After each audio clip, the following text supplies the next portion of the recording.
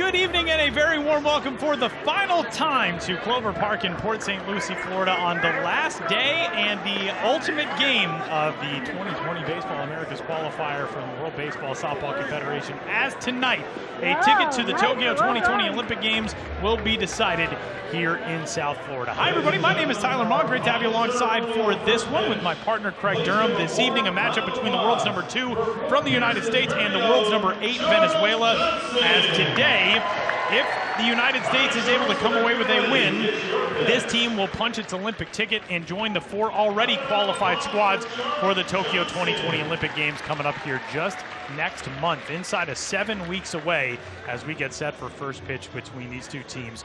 We had a very good game earlier today as Canada fell to the Dominican Republic. Canada has been eliminated from Tokyo 2020 contention, with the Dominican Republic now anxiously awaiting the winner of this game. And we get a look at tonight's starting 9 as announced by manager Jose Alguacil for this Venezuela squad, which comes into the final day with a chance to move on to Tokyo tonight as well. A little bit more complicated for Venezuela, but they will send Hernan Perez to the batter's box to lead things off. He is at third base. Then it's Ali Castillo, the left fielder. Juniel Caracudo, the shortstop, will bat third. Robinson Chirinos, the veteran catcher, in the cleanup spot. Carlos Perez hits fifth. Diego Rincones in the 6th hole in right field. Ramon Flores bats 7th in center. Luis Castro is the first baseman hitting 8th. And Yanni Hernandez rounds out the order for Venezuela at second base. Defensively for the United States, you'll see Luke Williams in left, Jaron Duran in center, and Eric Falia in right. Todd Frazier is actually playing third base tonight. Nick Allen at short. Eddie Alvarez at second, with Tristan Casas getting the start at first base. Mark Colesberry, who's been one of the stories of the tournament, doing the catching tonight, jogging out onto the field as he will work with Matthew Liberatore. The third youngest player on this roster makes his second start of this WBSC Baseball Americas qualifier as the top-ranked prospect in the St. Louis Cardinals organization toes the rubber for the first time. He did so on Monday to get this tournament started for the United States through 5 solid innings against Nicaragua, 5 hits, 1 run, 1 walk, and 4 strikeouts. And the 21-year-old from Peoria, Arizona, gets the nod this evening against Venezuela. Craig, there is one thing that is for sure about this game, and that is with a win, the United States would move on to the Tokyo Olympic Games. With a loss, all kinds of things come into play, but this has been just as good of a week of baseball as we could have asked for here in Florida. Yeah, and today was one of my favorite games that we've seen all week long. It was another 6-5 final. We've had a number of 6-5 ball games. This was the first one that didn't involve the Cuba national team. It was the second that involved Canada, as the teams traded leads in the 8th inning. Canada needing to win to stay alive, but they will finish 4th in the Super Round, and they will not be going to the Tokyo 2020 Olympic Games.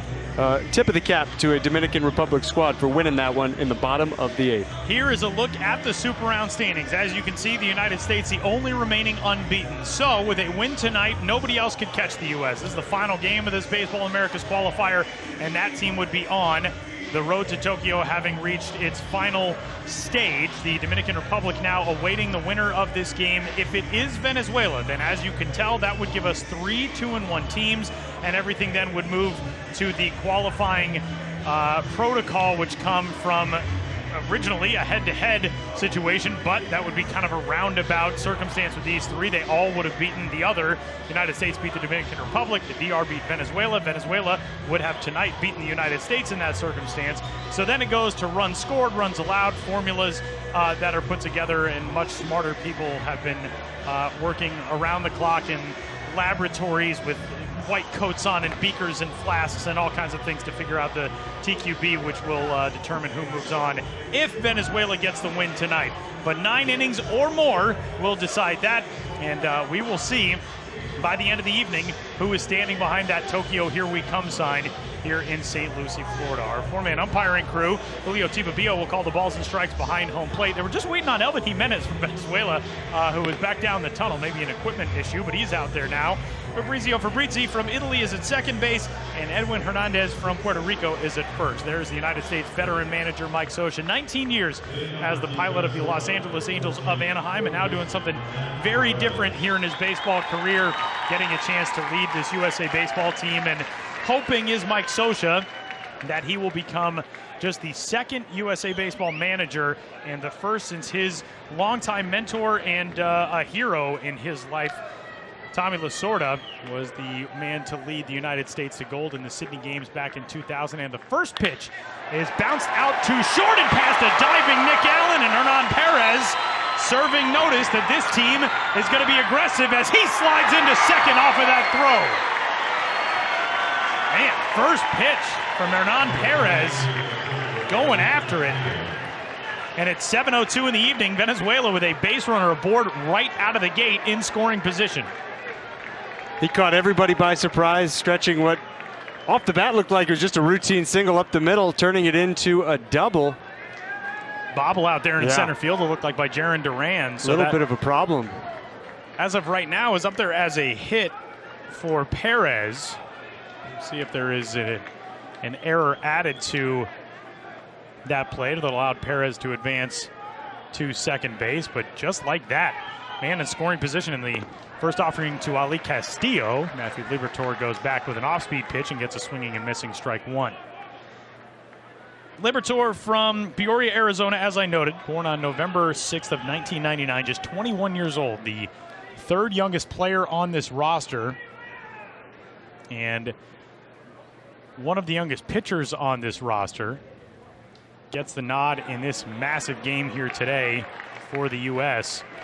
and puts the count at a ball and a strike. He is now a member of the St. Louis Cardinals organization in his professional life here in the United States. He was drafted by the Tampa Bay Rays, 16th overall back in 2018. Currently ranked as the top prospect in that Cardinal system. The number 2 prospect in the Cardinal system is a guy that Matthew Liberatore was teammates with on the USA Baseball U18 World Cup Championship team back in 2017 in Thunder Bay, Ontario. That's Nolan Gorman, the third baseman, who now I know is getting some time at other positions since the St. Louis Cardinals pulled in a pretty decent third baseman at the major league level in Nolan Arenado.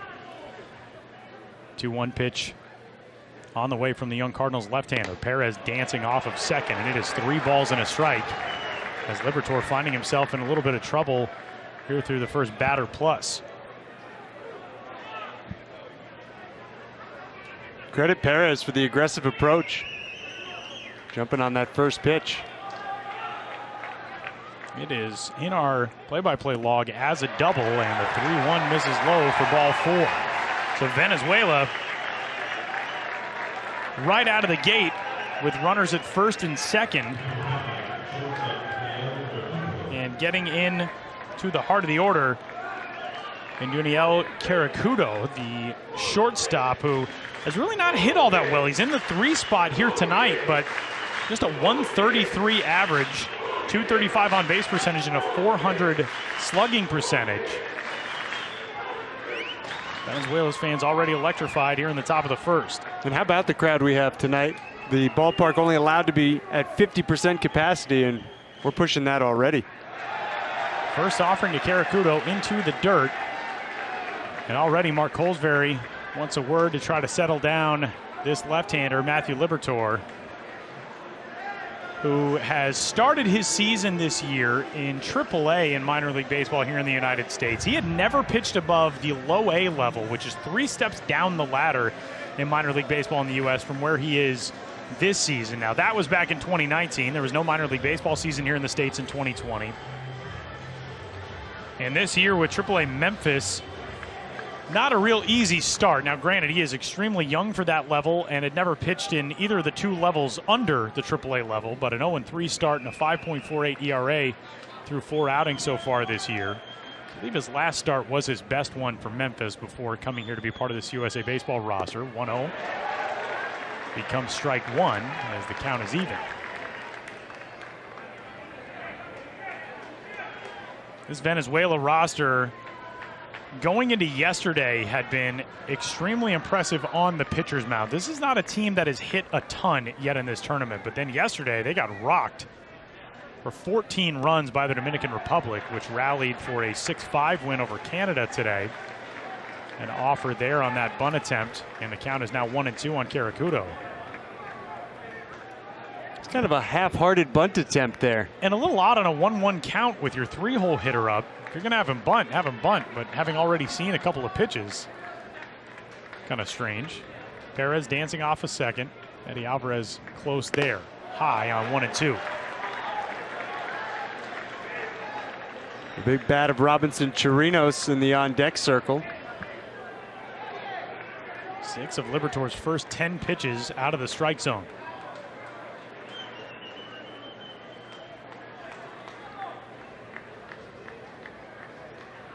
Left-hander ready and home on 2-2, and that is on the outside corner for a called strike 3.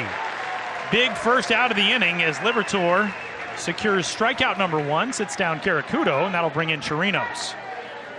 Yeah, Caracudo just never really in that at bat, never really seemed like he had a plan up there. As you noted, he showed the bunt with a 1-1 count, actually offered it the pitch, but just not a great moment in the top of the first inning for a Venezuela team where everything else had gone right to that point. And that has to be a big sigh of relief for Libertor. So now the first opportunity of the night for Robinson Chirinos, the veteran catcher who is currently in the New York Yankees organization at the AAA level there. These two at some point this year may see each other in AAA East, the newly structured 20-team AAA league that encompasses the East and Midwest of the United States. First pitch there for a strike to Libertor, who's now evened his ball and strike totals at 6 apiece. Outfield pretty well straight away and pretty deep for Chirinos out of the cleanup spot. He does have a home run in this tournament, batting just .231 for his team's first 4 games played. Venezuela 3-1 overall mark, 1-1 on the Super Round table. The U.S. 2-0, the only remaining unbeaten. Their overall record, short 1 game because of a rainout against Puerto Rico. A nice block there by Mark Colesberry, who able to get up, tracking that one toward third base and come up in a position to make a play if Perez tried to advance.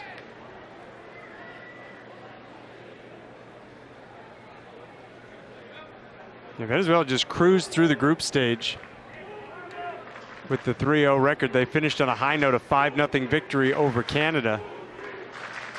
Very different story on the first day of the Super Round. 1-1. And they count a ball and 2 strikes. That's why a fast start here for Venezuela is so important. Just forget all about that game yesterday. It really did not go well at all. Leadoff double for Perez up the middle, and then the walk for Castillo behind him, and now it's 2 on with 1 out and a 1-2 count on Chirinos. Libertor from the stretch, home on 1-2, high, 2 balls and 2 strikes. He's really fighting it here in the top half of the first inning. Actually have an umpiring change. I commented before first pitch that Elvin Jimenez we thought was late getting out on the field. That's actually Ramiro Alfaro who came out to take over at third base. So he is our third base umpire this evening, as there's Ramiro down the third base side, who is part of the crew for game number 1 today. He was at second base and he'll work the twin bill. 2 balls and 2 strikes. Libertor home on 2-2, and it is a full count as Colesberry able to keep that one close. 3 balls and 2 strikes. Libertor laboring a bit here in the first. He is getting closer and closer to 20 pitches. Next one will be number 17 here with 1 out.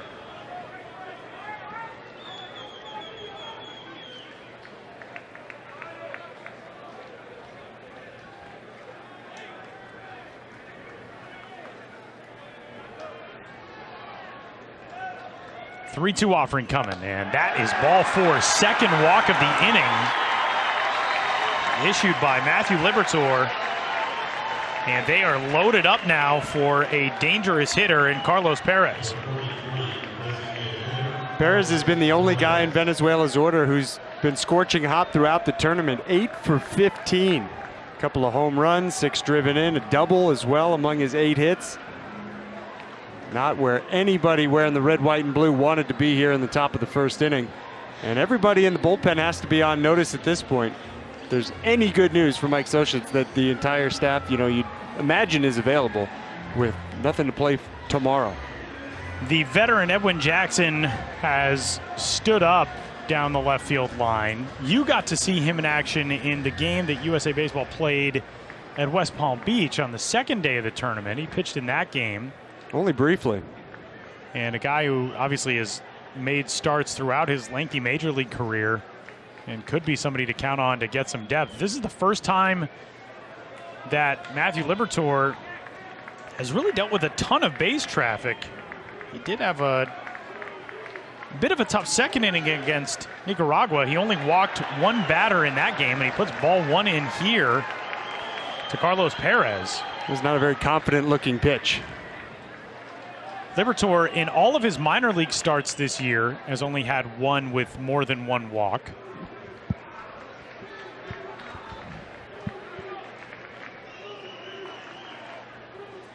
One-0 pitch. That's there on the outside corner for a strike as he powers a fastball in, 90 miles an hour. Took a little bit off. Liberatore lives in the low 90s with that fastball. His best off-speed pitch, best breaking ball is the curveball. And then the changeup among his secondary pitches. 1-1. To third, Todd Frazier's got it on the bag for one, across the diamond, 5-3 double play, and a fired-up U.S. infield heads to the bat rack for the bottom of one. Liberatore wriggles out of the jam, and Venezuela scoreless in the top half. We move to the bottom of the first. The United States coming up.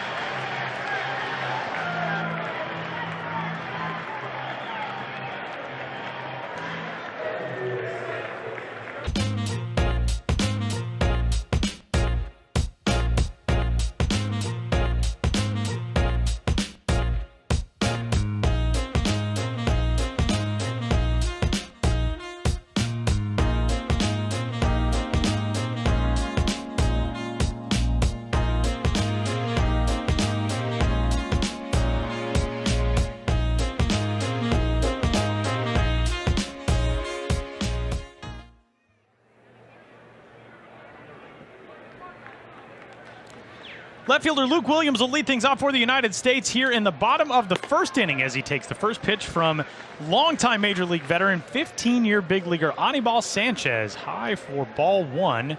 And we're underway in the bottom of the first inning. The United States able to wriggle out of a jam in the top of one. Bases loaded, one out. And a 5-3 double play ball off the bat of Carlos Perez, ending things in the first as a 1-0 breaking ball slides across the outside corner for strike one. Luke Williams collecting the boundaries of the strike zone from Julio Tibabio behind the plate. I always like when hitters do that, turn around and say, all right, is that the border? Is that where that one's going to go on the outside corner? 1-1, a swing and a miss. Williams has been outstanding in this tournament so far, a .538 batting average through the first handful of days for the United States as we enter the final game of the Baseball Americas qualifier. Double, a triple, a homer, 6 runs batted in for the 30th ranked prospect in the Philadelphia Phillies organization. Home on 1-2 and high, 2 balls and 2 strikes. Another Australian Baseball League product. We have talked a lot about guys, especially on that Canada roster, who have gone through that winter league in Australia. He was a member of the Adelaide Giants just this past year, 2020 to 2021. Shot foul down the right field line, slicing into the netting. 2 balls and 2 strikes on the Dana Hills High School product from California. 24-year-old who can do it all defensively, and almost literally all of it. Luke Williams has played every single position in his professional career with the exception of catching and pitching. Everything else is in his repertoire. And he has been a force for the U.S. out of this leadoff spot, reaching at a .600 rate. 2-2 on the way to him. Line to center field. That thing well struck, though, and it'll hang up for Ramon Flores. 1 up, 1 down.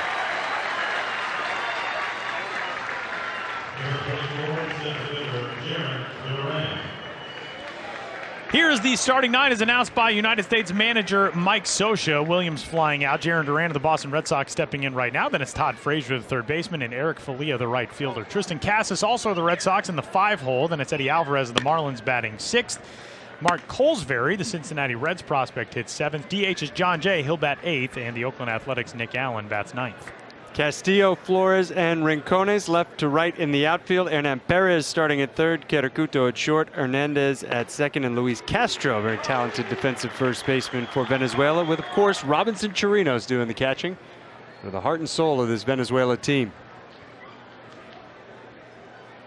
Jarren Duran, just like the outfield mate in front of him in this lineup, Luke Williams, a really good offensive run through this tournament so far. He's had a couple of very big games. Duran was fantastic the other night against Canada, last night against Canada. Right. Some of these days get long. Duran was within a homer of the cycle. He had a single, a double, and a triple in his 5 trips to the plate. Scored a run in the big 8th inning for the United States, as this one should get out of play, and it will. Third base side. Nice catch down the line by the fellow with the glove.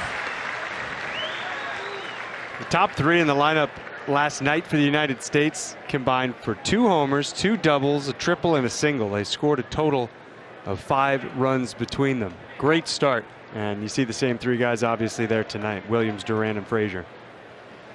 This U.S. squad, the emotion in that infield after that double play ball to get out of the first inning.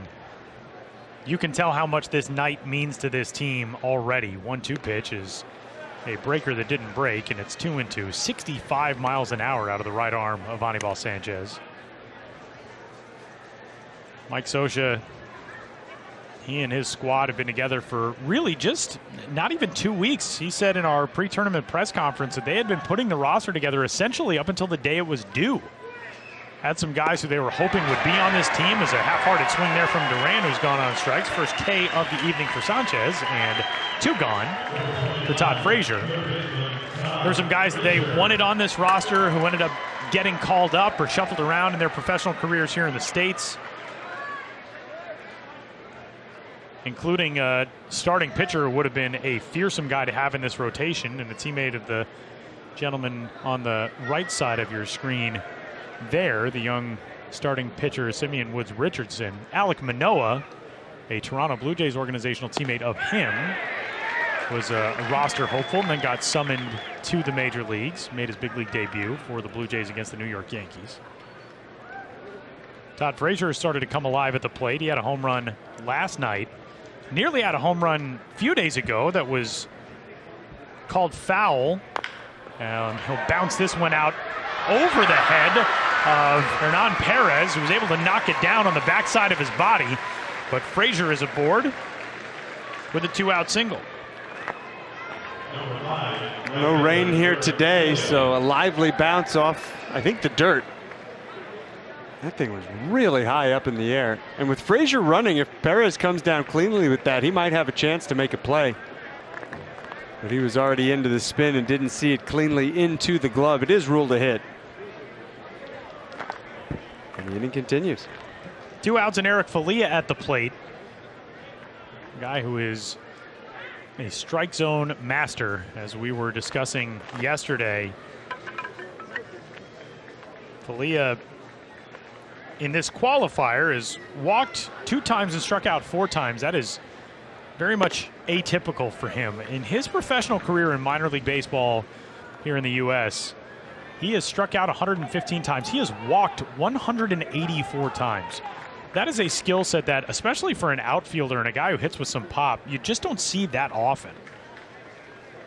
A guy to be that disciplined and have that understanding of the strike zone as he rifles this one foul onto the roof of the concessions building out beyond the left field line. Good crowd in the house for this finale. We started with great crowds on Monday. We've had really good crowds, especially for the night games throughout this week. And tonight, I would say we are close to that 50% threshold. The United States, the home team. Obviously, we're in the United States, but I think Venezuela might have the edge in terms of number of supporters here tonight. Todd Frazier was off of first base and did not react very quickly as Anibal Sanchez threw over. But he was only about a step away, so even with a slow reaction, he pretty much just spun around, put his foot back on the bag. 1-1, Falia down the left field line, and this will slice foul. 1 ball and 2 strikes. It has been a very warm and pretty muggy day here in Florida. Temperature is hovering in the mid 80s in miles per hour in Fahrenheit right now. Mid 20s, upper 20s throughout most of the day today in Celsius. It's actually cooled down considerably from this afternoon's game. It was 91 for most of the game, which is way warmer than we've had it here for the first few days of this tournament. I think the previous high that we had seen was about 85. Frazier off and running on 1-2, and nobody is there as Todd Frazier catches Venezuela's defense completely napping and steals second base. Did not see that coming.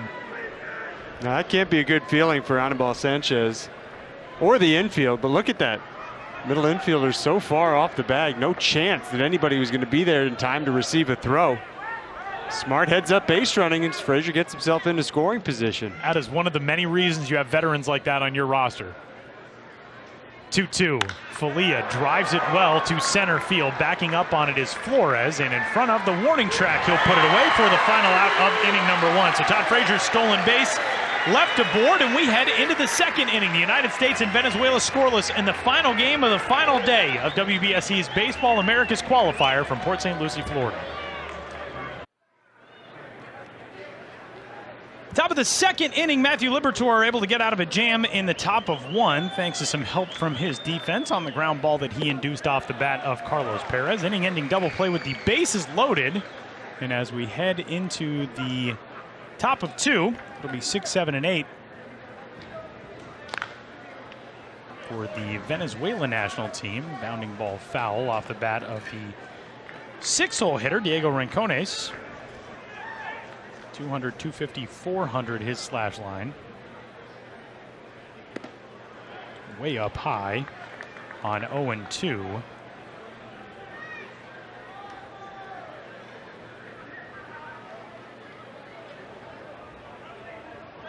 Rincones, member of the San Francisco Giants organization here in the United States, pounds that one out to Nick Allen. His arm strength is so impressive over at short. We have raved all week about Nick Allen as a defensive player, but he has a cannon, that right arm, and not a big guy. I mean, Nick Allen is listed professionally at 5'8", 166 with the Oakland Athletics, but that arm tool is really impressive over at short. Big cut and miss there from Ramon Flores, and it's no balls and a strike. It's like a new pitcher on the mound for the United States here in the second inning. Liberatore really struggled to get comfortable in the first. Got the double play to get out of it, the emotional lift, and seems to be in a little groove here to start the second. Yeah, he is getting after the zone to these first 2 hitters. Quickly up 0-2. And home to Flores, down low, a ball and 2 strikes. That moment with the double play that ended the first, and seeing not only the big fist bump from Tristan Casas over at first when he received that throw, but Todd Frazier kind of motioning to the dugout and the crowd and yelling with them. To see that in the first inning of a game tells you what this means to this roster and for Venezuela's guys on the other side. I mean, we have seen it throughout, but that always seems to be the knock on U.S. teams is, well, how much do they care in circumstances like this? These guys care. And every roster that we see throughout these events is always that way, the U.S. included. There's a shot out to Allen at short. Great pick on the backhand. And there is that arm strength on another good play by the American shortstop, Nick Allen. And as fired up as the United States was, the way you just described, it had to be a very deflating moment for Venezuela. You're thinking at the very worst, you come out of the first inning with 1 run, bases loaded, nobody out. And your best hitter in the tournament up, one of the best hitters in the tournament, period, up in Perez. And to come away empty-handed, that's a tough start. So 2 outs now, bases empty. First pitch to Luis Castro there for a called strike. Castro now a member of the Milwaukee Brewers organization, a longtime Colorado Rockies prospect. Played in the Venezuelan Winter League for Margarita this past Winter League season. Bravos. He batted .250 with an .804 OPS in 31 games.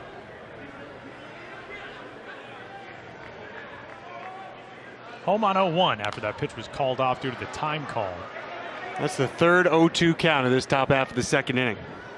And that's, you know, the jolt of energy of seeing the rest of your guys that fired up when you get out of an inning. I feel like that's a moment where as a young pitcher you say, all right, we're into it now.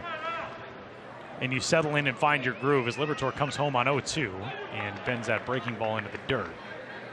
He was a hitter away from being on the ropes. Edwin Jackson was standing, watching. He was ready to start throwing. I think if one more had reached for Venezuela. This is not a do or die game, as we know that these three teams are at least on to the next stage of Olympic qualification at the very least. But for the U.S., you get this win tonight, you're on to Tokyo, you avoid the final qualifier, you get to set your roster. You got 7 weeks to figure out what is the best group that we can get out of this roster, maybe some other guys who want to be in the mix. I know prior to our start of this tournament, Mike Scioscia, the United States manager, commented that Matt Wieters, the veteran catcher who had to pull himself off of this roster at the end of camp. This one is shot out to center, and Jarren Duran misplays it. That'll be an error charge to the U.S. center fielder, and Castro is on with 2 outs. What a strange play that is. He dropped it. It was a line drive hit at him. Bounced off his glove and onto the turf, and that's the second ball that's gone into center field where something hasn't gone right.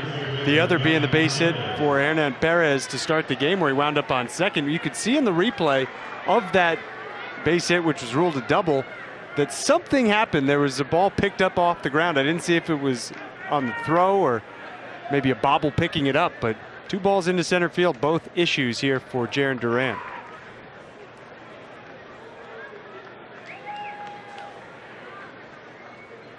Monster night on the international baseball calendar here tonight. And the U.S. trying to get back into the dugout without that error costing anything in the second. Here's a flare out down the right field line. A long run for Falia, who chases it down. And that'll bring the inning to a close. Eric Falia covering ground tremendously out there in right field. And we head into the bottom of 2. Still scoreless, the United States and Venezuela from Clover Park.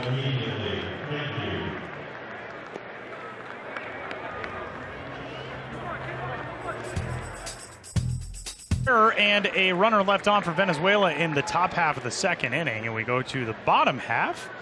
Some USA Baseball fans hoping that the offense will start lighting things up here on a Saturday evening, a gorgeous night in Port St. Lucie, Florida, at Clover Park, the spring training and player development home of the New York Mets. A shot out slicing into left field off the bat of Tristan Casas, 1 up, 1 down. There have been a lot of hard hit balls. Luke Williams with a well-struck liner out to Ramon Flores in center. Eric Falia put a charge into one that Flores had to track down, moving back toward left center. And that one hit pretty hard as well from Tristan Casas. Now it brings in the local guy, Eddie Alvarez. How many times have we seen Casas go to left field? Before we get into Alvarez, one of our favorite guys to watch at this tournament, Tristan Casas has just been an opposite field machine at this tournament. It's been really interesting to watch. I remember even at U18s back in 2017, he still seemed like a guy who was kind of getting his bat figured out and yet could go that way with some power. And it is interesting because we've seen teams shift on him this week. I don't know if Tristan Casas is going to be a guy that you shift on a ton during his climb to the major leagues. Seems like he has some pretty significant aptitude with what it takes to be a complete hitter and not just that classic I'm left-handed, let me pull everything kind of guy. Saw a team shift against Jose Bautista the other day as well, right-handed hitter for the Dominican Republic. And kind of rare you see that for right-handed hitters. As Eddie Alvarez takes a strike. Alvarez, the Miami native, 2014 Winter Olympian and silver medalist. Won as a member of the short track speed skating relay team with the United States. Shoots this one to right field, and a diving grab out there by Diego Rincones. What a catch. 2 gone. That's risky too, because if that ball gets by Rincones, Eddie Alvarez can fly, and he is probably as good as home.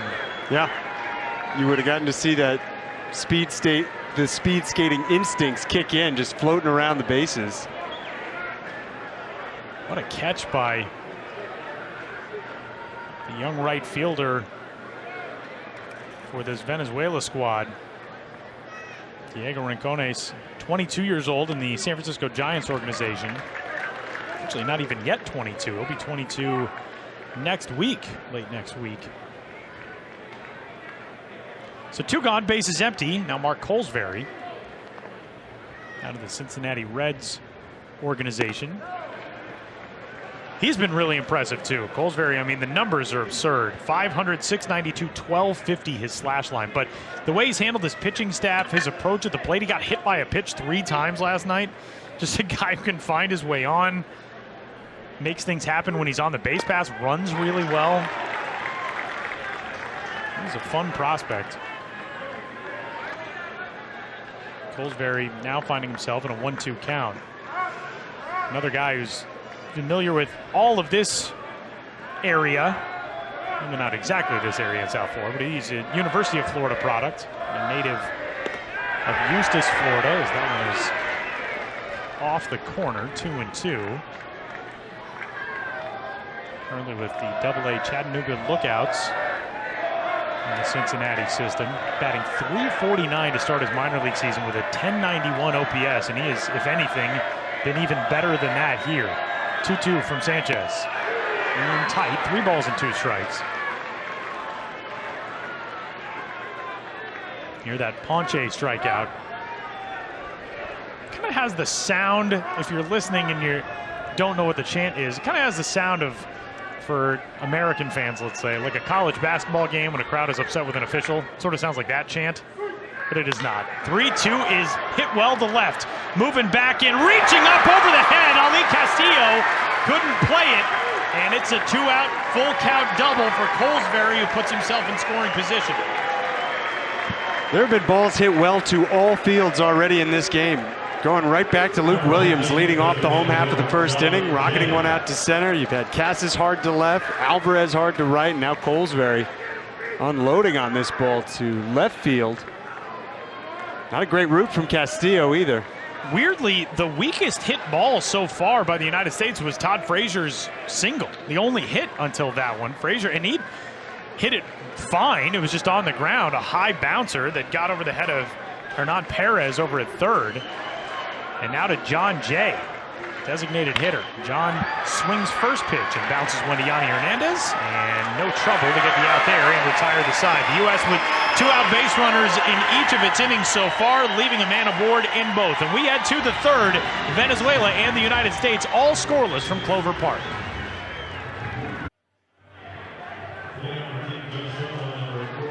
It'll be the top of the order. Hernan Perez leading off the top of the third inning for Venezuela. A scoreless ball game after 2.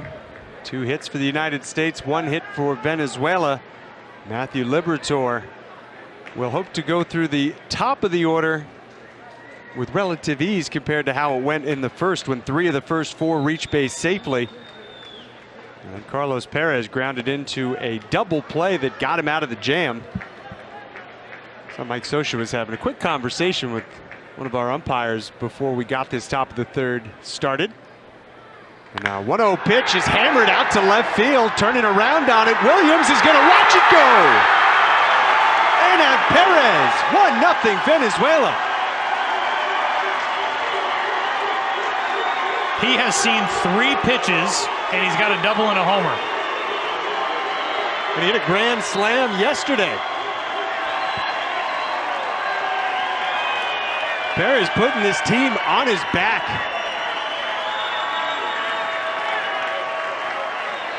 Long-time big leaguer, and that one got out of here in a hurry. You know, by Luke Williams' reaction in left, I thought he had a beat on it and just kind of deked all of us.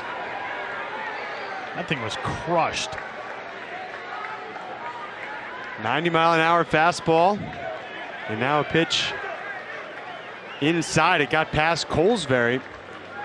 2 of the last 3 warm-up tosses from Liberatore went to the backstop. One was high, one was in the dirt, nowhere near the strike zone. And then he started 1-0, served up the home run. He's 1-0 again. And a swing and a strike with Castillo batting. He was so effective last inning, was Matthew Liberatore, getting ahead of hitters. Started with 3 straight 0-2 counts. Should have been a 1-2-3 inning, but Jarren Duran dropped the ball in center field, and now one poked into right. That's a base knock for Castillo. And what a start to the third for Venezuela.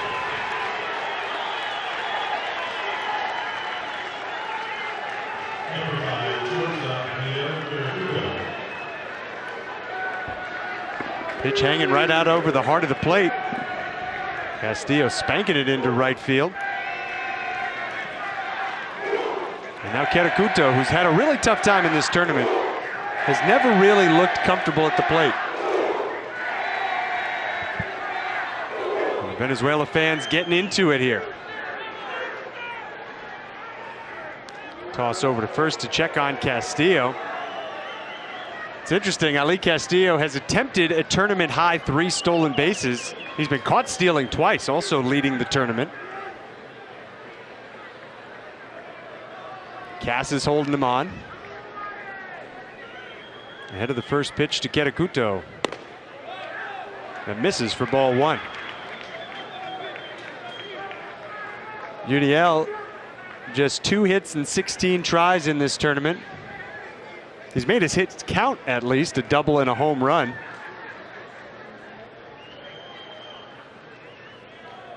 Struck out looking in the first inning tonight, waits for the 1-0.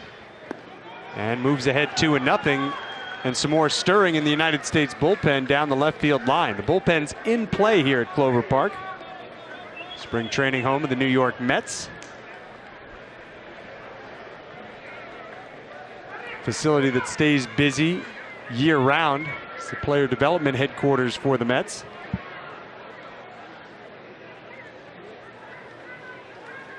The lefty from the belt comes home, 2-0. Swing and a bouncer, left side. Nick Allen's going to get to that. Go to second for an out there. On to first. Out at first. Double play.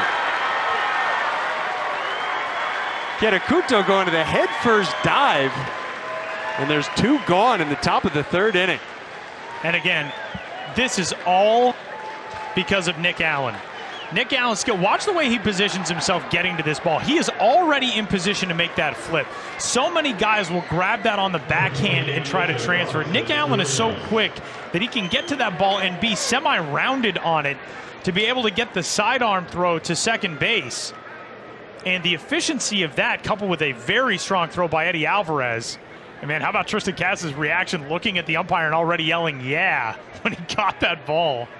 2 mammoth double plays for the U.S. behind Liberatore in the early going. And now a soft ground ball. This is too easy for Allen. I'm not sure there's another shortstop in this tournament that would have started a double play on the ball hit by Kerakuto. And in the end, it's just a run on the leadoff homer for Perez. Still, though, Venezuela with a 1-0 lead as we go to the bottom of the 3rd here in Port St. Lucie.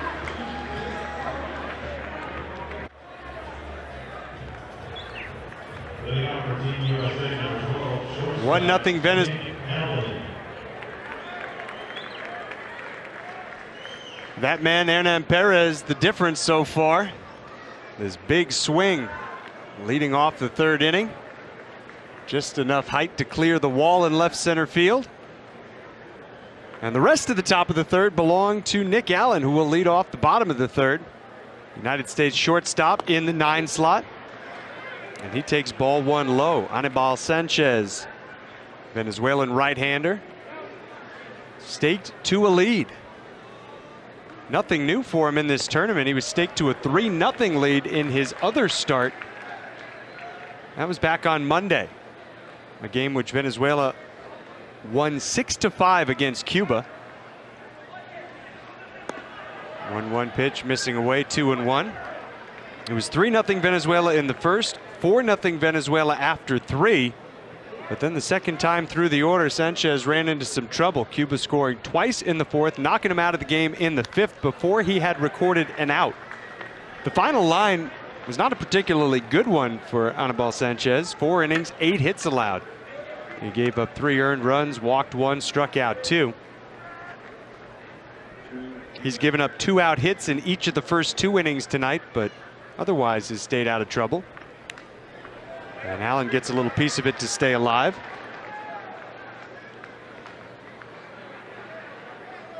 You've seen the defensive wizardry from Nick Allen. He has struggled in this tournament with a bat. He's just 1 for 13. Long look in from the righty who comes home. Spikes it down in the dirt, fills up the count, 3-2. He's also missing a double and a grand slam that he hit in that game against Puerto Rico that got washed out. His best offensive day, and unfortunately it didn't count because that game got canceled after 4 completed innings due to the rain. Big payoff pitch. Chop to Kerakuto. Backpedaling. He has enough on it to get Allen for the first out of the home half of the third. And that's back-to-back groundouts rolled by Sanchez as we roll it back over to the leadoff spot and see Luke Williams for a second time tonight.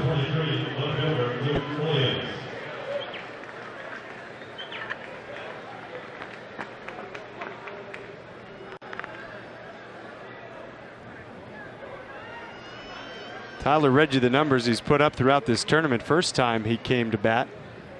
Slugging percentage at 1,000. Silly stuff, but again, a really small sample size. 7 for 14, including his line out to center field tonight. Has 4 singles, a double, a triple, and a home run. Waits for the 0-1 and takes strike 2. Sanchez looks much better tonight than he did on Monday afternoon against Cuba. He really had to fight just to get into the 5th, and again, he didn't even record an out in the 5th inning. Even holding Cuba off the scoreboard in the first 3. Never looked like he got all that comfortable. That one didn't miss by much. Working from the extreme first base side of the rubber. He goes back towards the outside corner, gets the call this time. That's the second strikeout of the night for the longtime Marlin. And a 1-ball, 2-strike count. They really love him down here. Number 24, center fielder, Jaron Duran. And now Jaron Duran, who was the first strikeout victim, went down swinging in the first inning.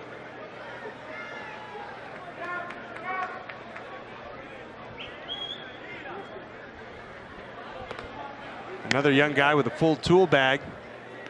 We saw the speed on display last night on a number of occasions in the United States 10-1 victory over Canada.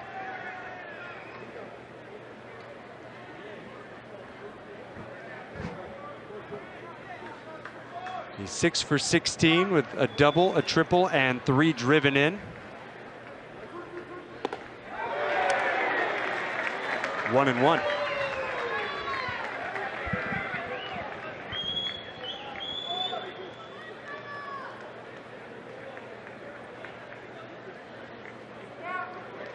Kind of a throwback looking batting stance, Jaron Duran. Those feet so close together and the way his hands are when he starts. Like a batting stance that would have been at home 80 years ago. With that load and swing, he's got a lot of dynamic aspects to his game as an offensive player and out there in the field. He struggled a bit this evening out in center field, but a really fun prospect and a guy who I know has impressed not only this staff, Mike Scioscia, the manager, but also this roster, his teammates as well. There's the feet so close together. Just such a rarity these days. Gets a piece of it. Still 1-2. If he's able to reach and extend this home half of the third, we'll see Todd Frazier for a second time. Ramon Flores, the center fielder for Venezuela, well over towards left center. A lot of room between he and Diego Rincones.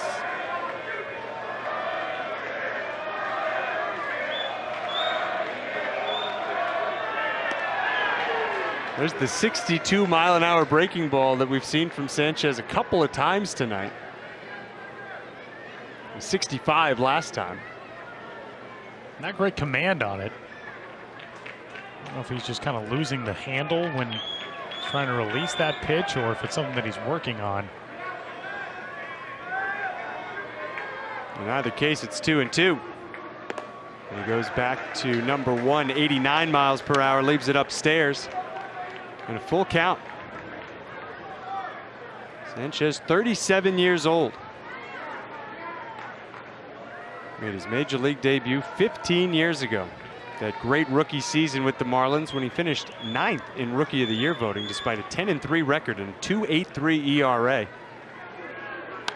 His 3-2 lifted high in the air, shallow left field. 3 Venezuela defenders converge, and it's Castillo who has the catch for the out that retires the side.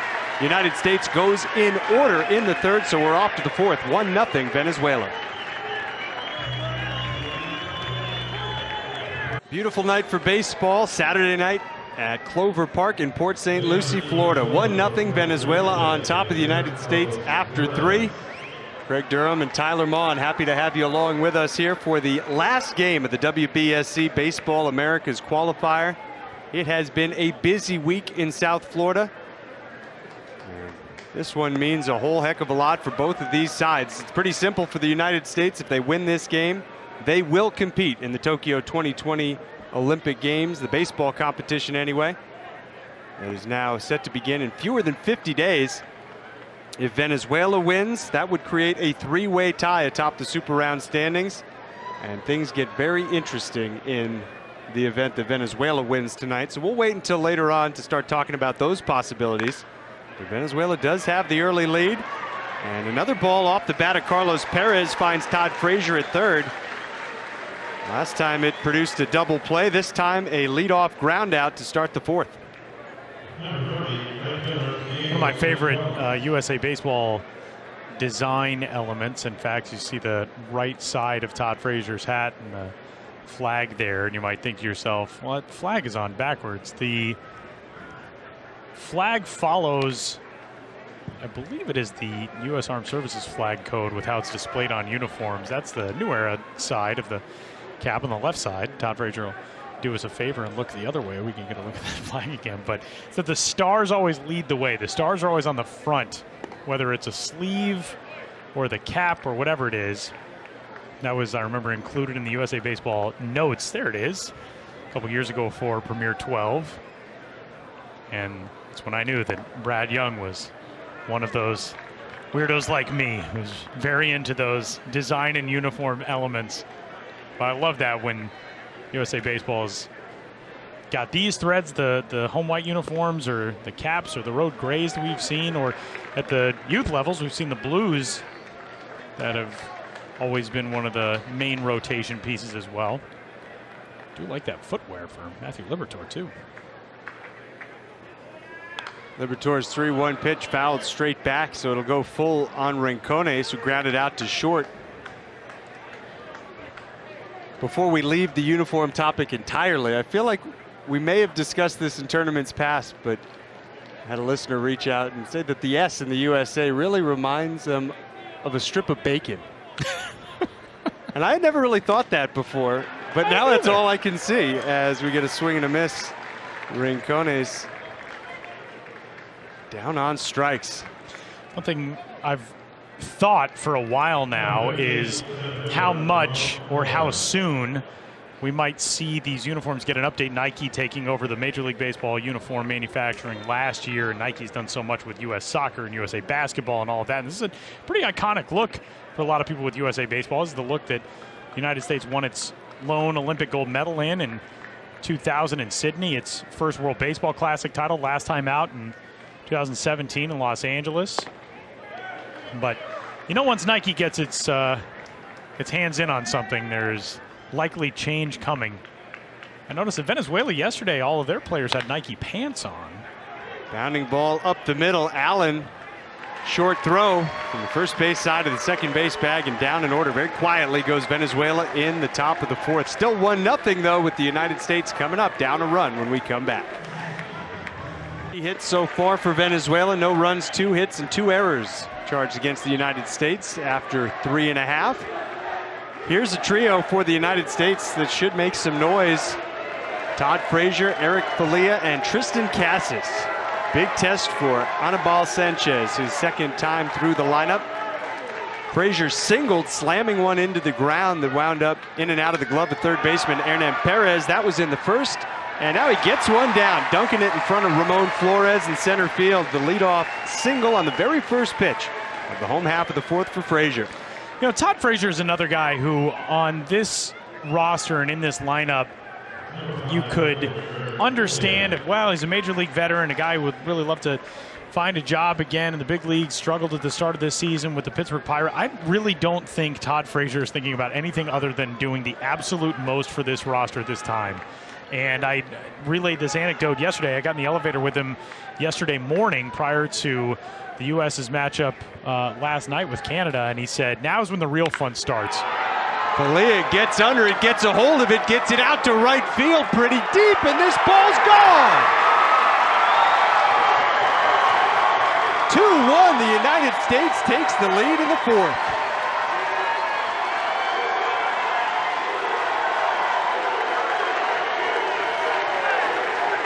He kind of felt like a guy who was going to break out at some point. Eric Falia coming into the night tonight, a .250 hitter. All of his hits to this point had been singles. And look at Todd Frazier firing up the crowd behind the plate.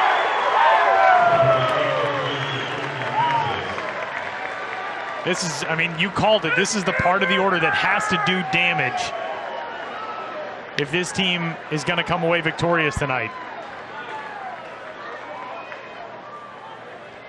The breeze not really blowing here like it was this afternoon as Casas rolls it over to first. Castro didn't really know what he wanted to do with it. Almost slipped as he was trying to set his feet. I think he was planning to make a flip to Sanchez. Instead, he rerouted and won the foot race, barely, beating Casas to the bag. Two first basemen who are making sure that the other is okay, holding each other up after that play. And also, I think I can speak for both of us when I say, thankfully, no weird metal wall behind that fence in right. Oh, goodness, yeah. Many of you watching last night, the United States-Canada game that went into a 30-minute delay in the bottom of the 8th inning after a ball got stuck. It was sitting on top of the wall. We'll leave that there for now.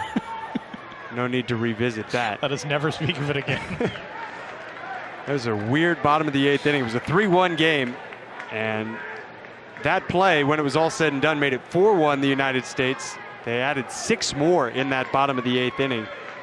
It just deflated the Canada national team. 10-1 the victory for the U.S. last night.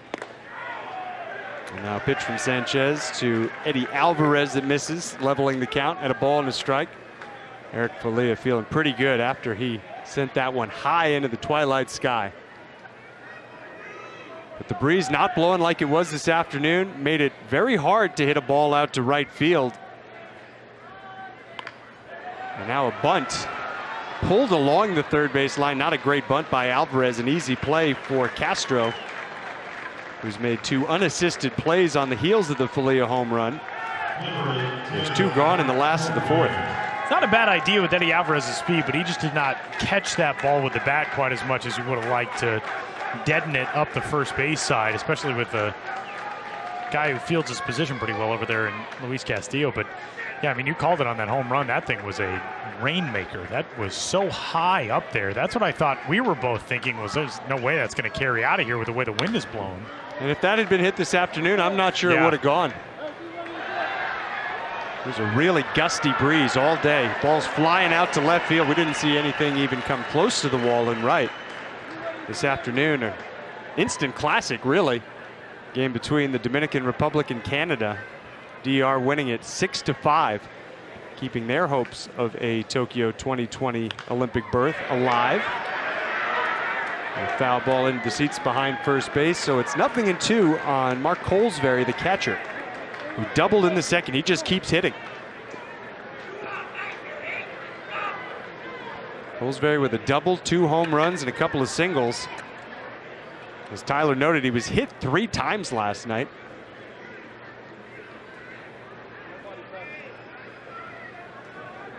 Sanchez from the windup.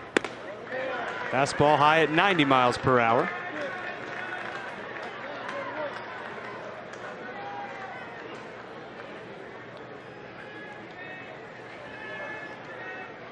It's Started with a leadoff single here in the bottom of the fourth. The Falia home run right after. And now 1-2. Called strike 3. And a good recovery by Sanchez after he gives up the 2 hits, the 2 runs, and then retires the side in order after that. Here's the big blast off the bat of Eric Falia that made it 2-1, the United States.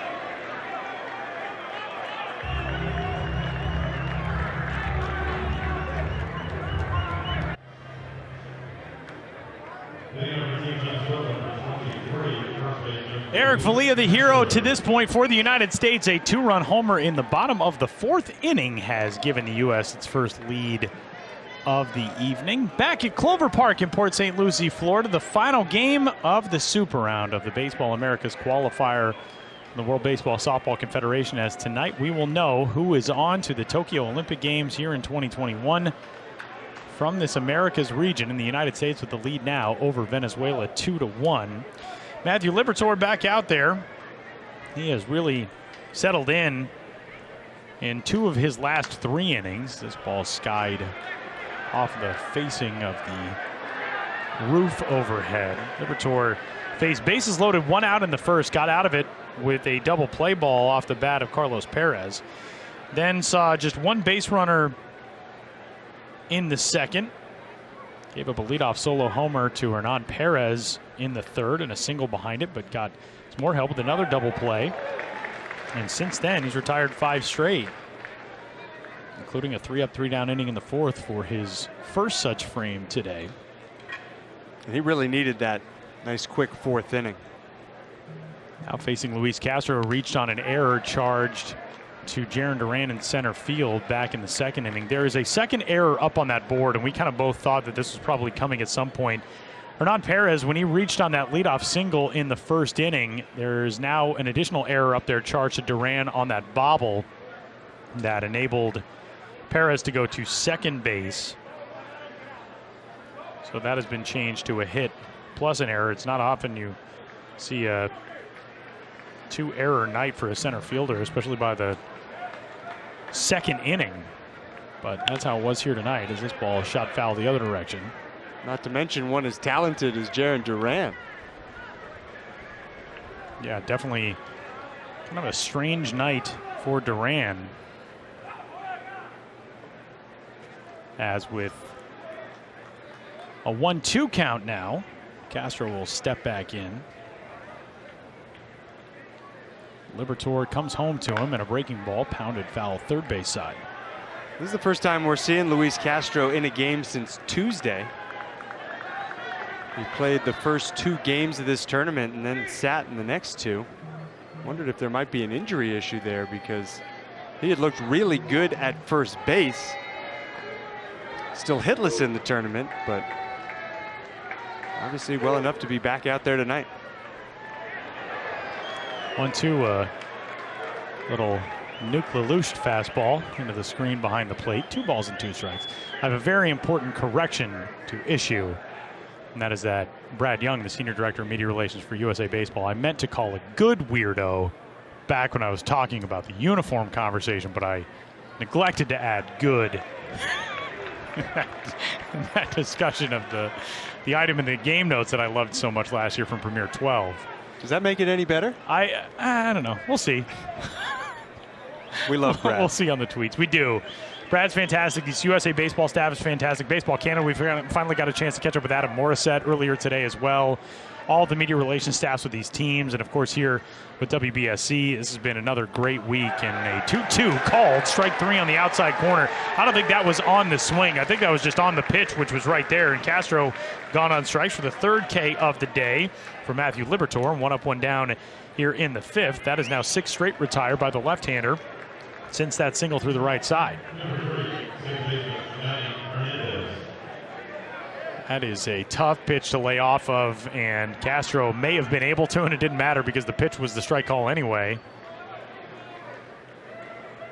You could argue he made a good faith effort to swing too. Now Yanni Hernandez out of the 9 spot, and the first pitch is down low to him at 83 miles an hour. Outfield swung around toward the right field line as the wind has picked up a little bit out from right to left. It's a gorgeous backdrop beyond right and center field here at Clover Park, where you really can't see anything but greenery, just trees. And out beyond left field here, pretty much all you can see are the backfields. And there is that sunset off to the west this evening here in South Florida. 2-0 pitch on the way, and they're on the outside corner for a called strike one. We haven't been here for a WBSC event since the Women's Baseball World Cup back in 2018 in Vieira, Florida. But we are planning on being back here later on this year for the U18 Baseball World Cup in Bradenton and Sarasota, the spring training and player development homes of the Pittsburgh Pirates and Baltimore Orioles, respectively. 2-1 pitch, a called strike, and the count is even at 2-2. That U18 tournament will be a big one for the United States. They'll look to reclaim the crown at the U18 level. Had won 5 straight before Chinese Taipei won the last edition, played in Korea in 2019 in Gijong, South Korea. I think that was a 1-run game, if memory serves. The gold medal, the final. I have the box score somewhere in this scorebook. That's why I like having you around. Scorebook that has reached its very last page. Actually had to make a copy and add an extra page into the scorebook today as the 2-2 pitch is shot foul. That was a 2-1 game. Chen Yu with the win over Lucas Gordon. Chinese Taipei with a run in the 5th and a run in the 8th. U.S. came back with a run in the 9th, and I had kind of forgotten at 1st and 2nd with 2 outs before Chinese Taipei got out of that. Po Yu Chen picking up the save. 2-2 on the way from Libertor. Just off of the outside corner. That one pretty well spotted at 92. Libertor wanted that call, didn't get it. I have to issue the correction now. I did misspeak. It was 4 consecutive U18 Baseball World Cups for the U.S. national program.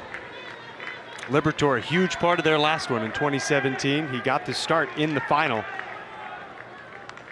Pitched really, really well in a game that the United States ran away with. 8-0 win over Korea in that game, if I remember correctly, in Thunder Bay, Ontario. That was just an amazing event. So well put together. Warren Philp and the local organizing committee in Thunder Bay for that U18 competition. And U18s 2 years ago was a heck of a fun trip as well. 3-2 pitches, a called strike 3 as Yanni Hernandez really wanted that to be ball 4, but I think knew it that it was strike 3. He started jogging up the first baseline and then immediately just turned and headed for the dugout.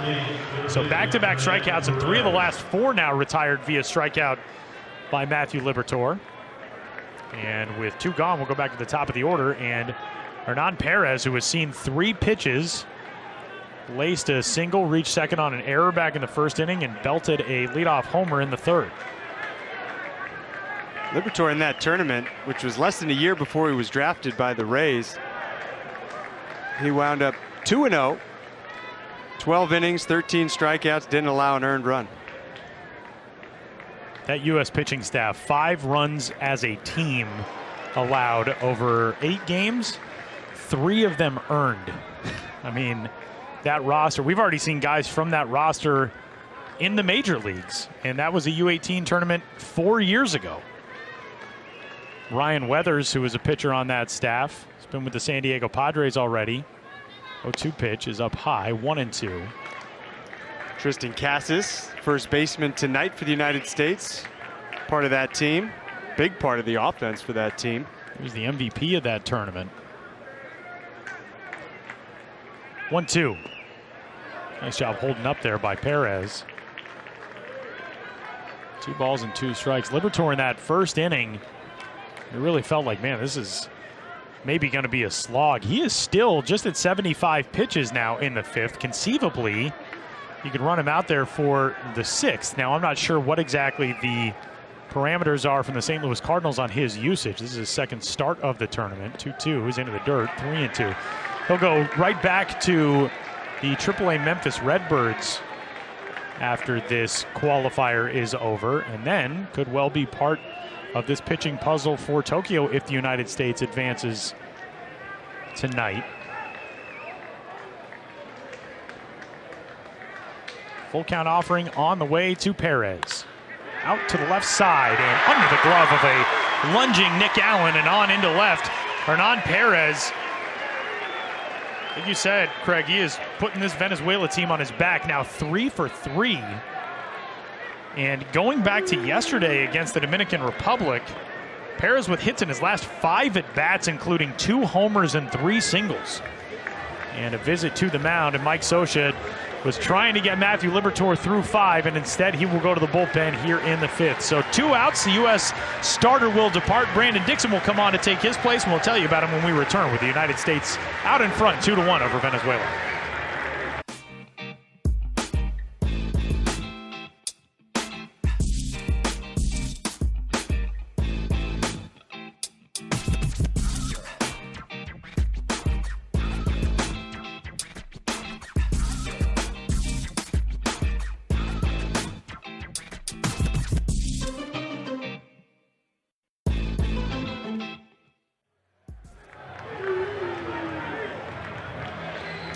Right-hand relief pitcher Brandon Dixon will enter this ballgame for the United States, trying to get his team through the 5th with 2 outs gone here in the top of 5, and a runner aboard at first base in the person of Hernan Perez. Ali Castillo will step into the batter's box. 36-year-old right-hander Brandon Dixon. You see the spelling of his last name. He is not to be confused with Brandon Dixon, D-I-X-O-N, a right-handed infielder slash outfielder who has played in the major leagues for the Cincinnati Reds and Detroit Tigers over the last few seasons. This Brandon Dixon has actually not even played in the United States for quite some time. Guy who has been plying his trade in Japan since 2013 for the Oryx Buffaloes.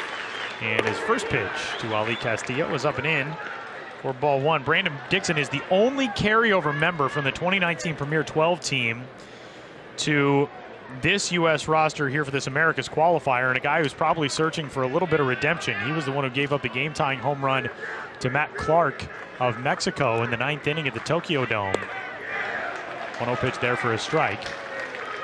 And the U.S. went on to lose in 10 innings. Mexico walking off the United States for its first ever Olympic baseball appearance. Dixon now part of the middle relief corps for this U.S. group. This team out in front by a run here in the bottom of the 4th. Bouncing ball right side. Should be no trouble for Alvarez. Races in, and with the glove is not going to get it there in time. Man, I think Eddie Alvarez had time to switch that to his hand and make a throw. And instead, with Castillo burning it up the first baseline, tried to go with the glove on the flip. Would have been a heck of a play had he made it, but instead now tying run in scoring position.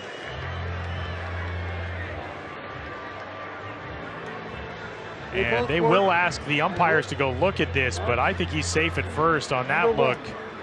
And Ali Castillo, great hustle to beat that out. Yeah, I don't see that call being overturned. He just didn't get much on it out of the glove. It was kind of a looping little throw, if you can't really call it a throw. But and the time that it takes for that ball to flutter through the air is that is as quick a review as we've ever had. And safe at first is the call on Ali Castillo. The time that it took for that ball to come down is the time that would have been spent getting the ball out of the glove and making a throw. And instead of this inning being over, after a couple of ground balls, one through the left side under the dive of Nick Allen and one to the right side into the glove of Eddie Alvarez, now you get to the 3 spot in the order. And Juniel Caracudo with 2 outs and runners at first and second. Caracudo switch hitter in from the left-handed side.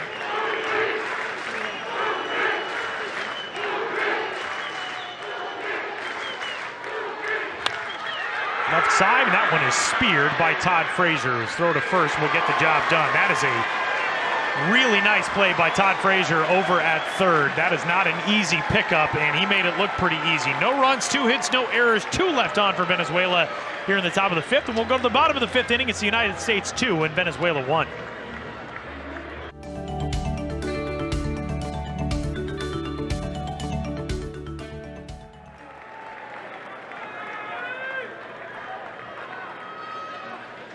It's a quick trip to the plate for John Jay in the bottom half of the 2nd inning, grounding out 4-3 on the first pitch after Mark Colesbury doubled down the left field line. He'll get another chance leading things off here in the 5th back at Clover Park in Port St. Lucie, Florida. Tyler Mond, Craig Durham, the final game number 16 of this WBSC Baseball Americas qualifier here in 2021, an event that we were supposed to hold 15 months ago now, 14 and a half months ago. Better late than never. That is the absolute truth. It's been a long 15 months ever since. This was originally scheduled for March of 2020 at Tempe Diablo Stadium and Surprise Stadium in Arizona during spring training play, Major League Baseball's 2020 season. And then all of our lives changed as John Jay takes a 1-1 pitch on the inside corner. It's 1-2. John Jay in this tournament's made 3 plate appearances. 3 times he's grounded out softly to second base.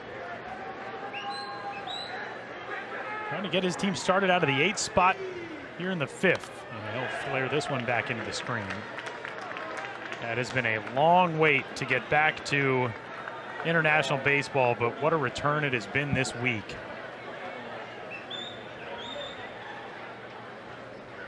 John Jay, all adorned in Stars and Stripes gear. 1-2. And even with that front foot and shin guard, able to get out of the way of that pitch. 2 balls, 2 strikes.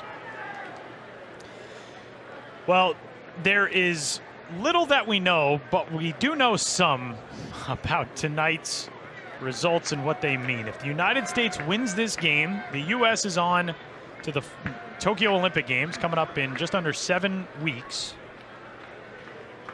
2-2 pitch off the plate, 3-2.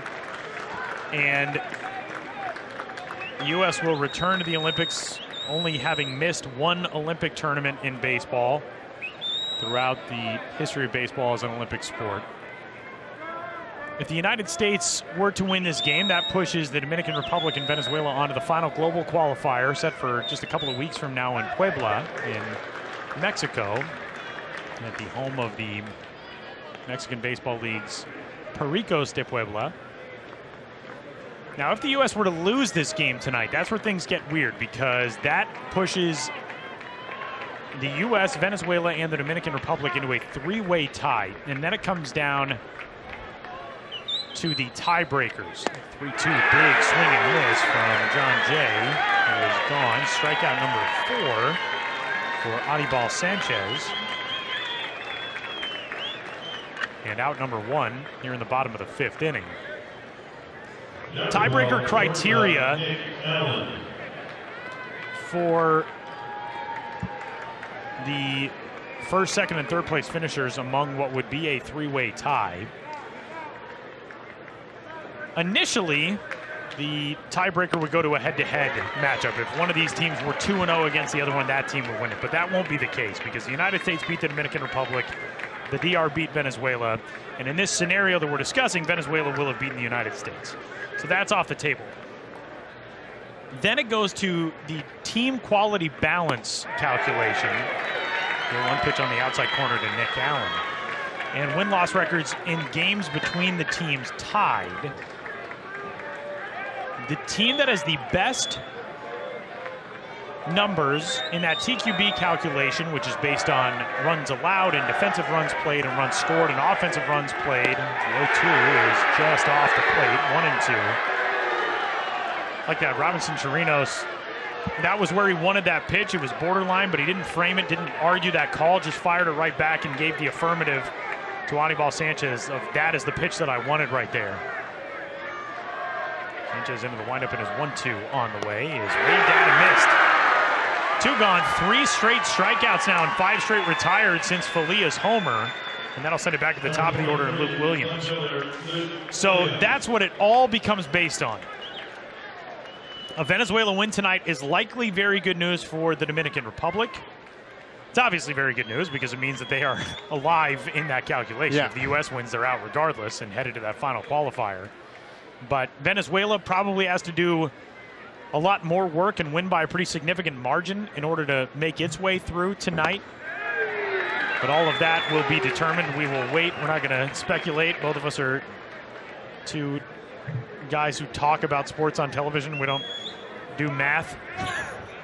I'm very gun shy when it comes to the TQB. Probably would have gotten real jobs if we could do math. So we're going to leave that to the smart people. As the 0-1 is pop foul, first base side. No balls and 2 strikes as Anibal Sanchez really finding a groove here.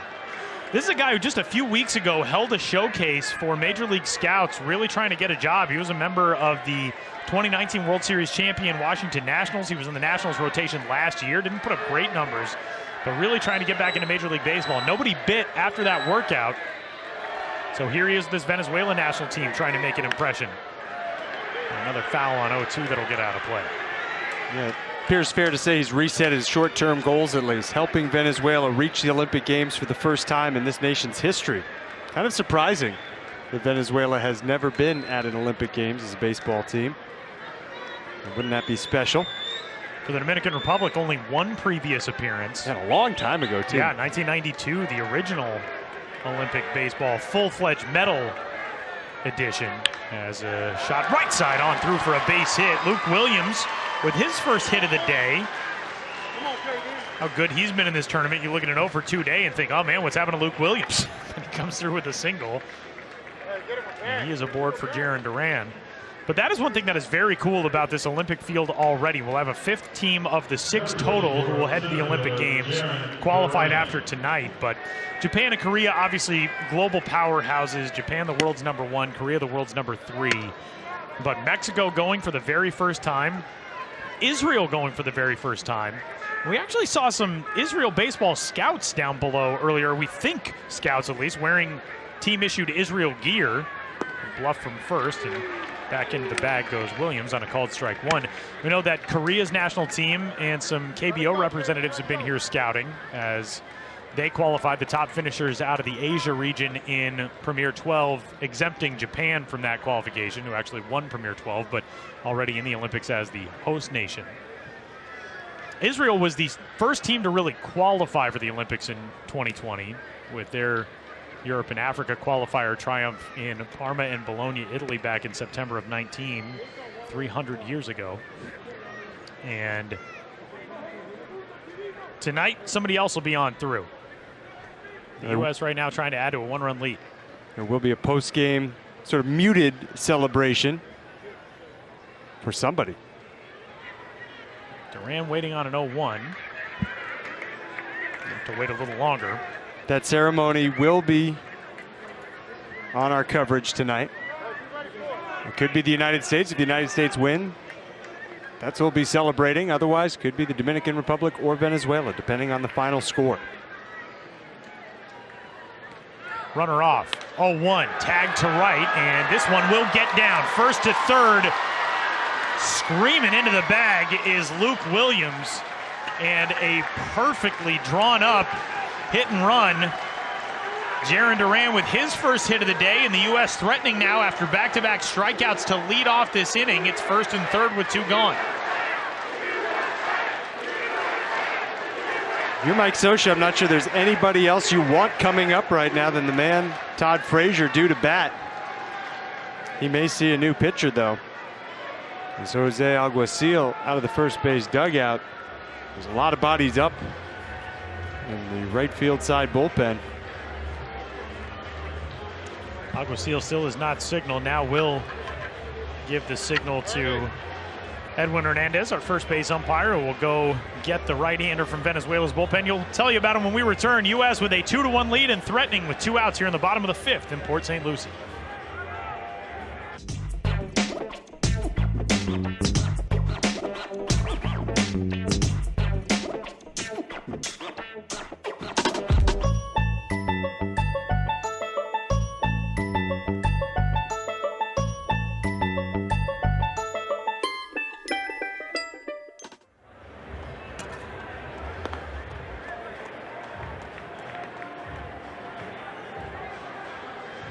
Fourth appearance of the WBSC Baseball Americas qualifier for right-hander relief pitcher Danny Rondon will be called upon to get the final out of this bottom of the 5th inning that has all of a sudden turned a bit problematic for Venezuela. Danny Rondon has recorded 4 outs over his first 3 appearances. No hits, no runs allowed. He's walked a batter, no strikeouts.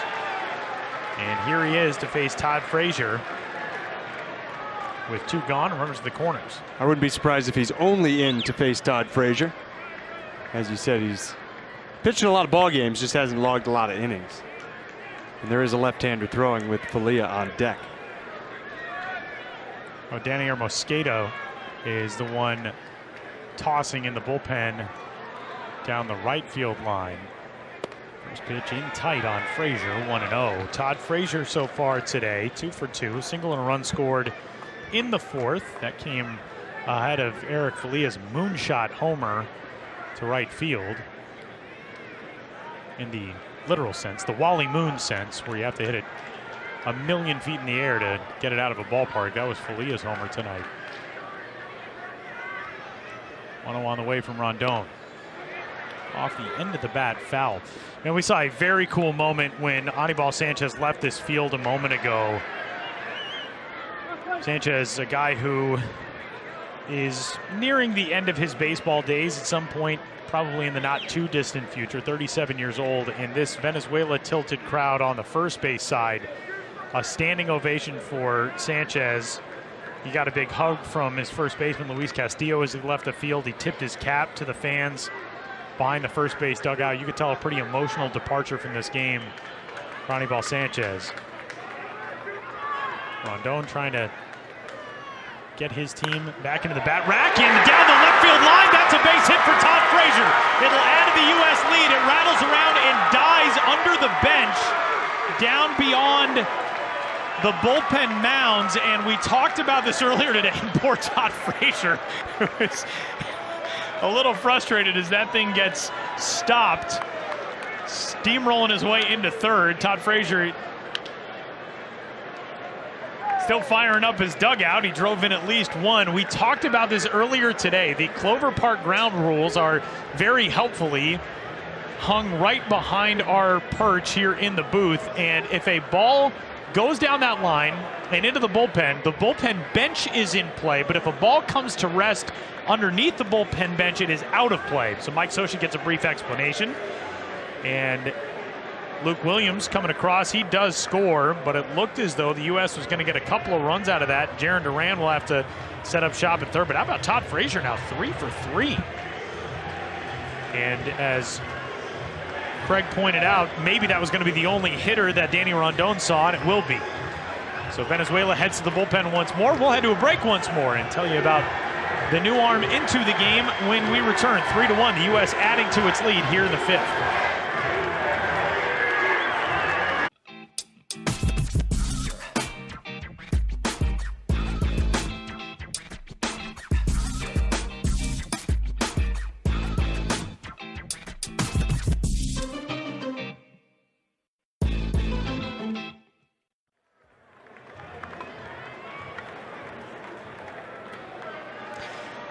Boston Red Sox prospect Odiner Mosqueda will take over on the pitcher's mound here as we move along in the bottom of the 5th inning, trying to keep this thing a 2-run game. The United States with a run already home on a 2-out rally in this inning, and 2 in scoring position for Eric Falia, who steps into the batter's box fresh off of a 2-run homer last inning to give the U.S. its first lead, and now steps in left on left against Mosqueda, a member of the High A Greenville Drive in the Boston Red Sox organization this season of minor league baseball here in the U.S.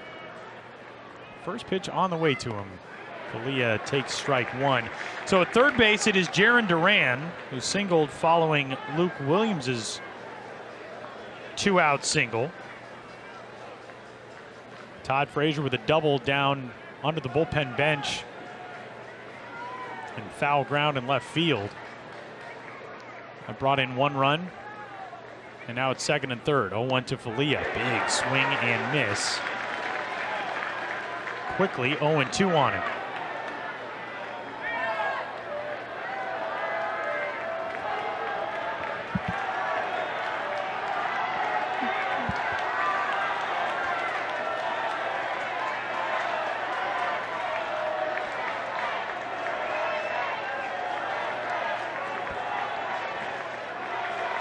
Oh, 0-2 pitch on the way. 1-2. Outfield mostly straight up. Maybe swung around a little toward left for Falia, but deep, certainly in right. Diego Rincones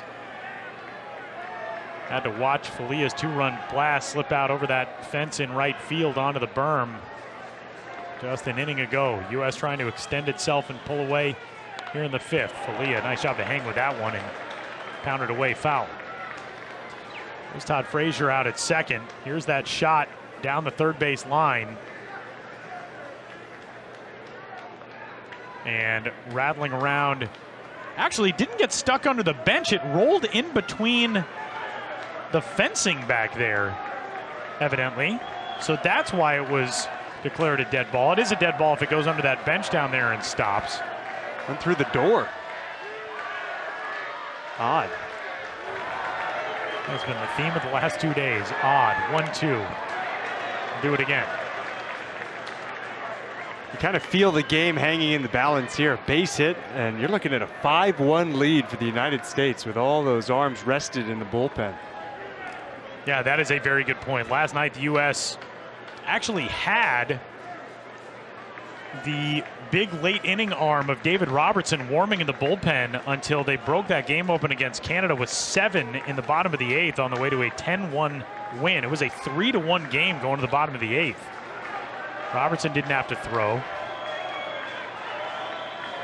A lot of good arms out there. 1-2 coming. That thing sweeps around the inside corner to even it up.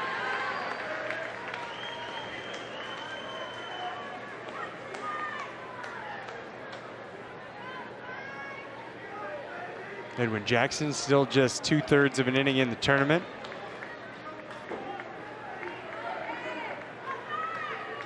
An all hands on deck kind of night.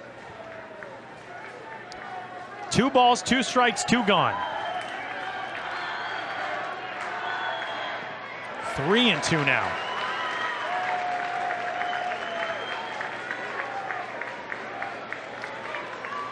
Another left-hander on deck in Tristan Cassis. So I think that this will not be just a one-batter situation for Mosqueda.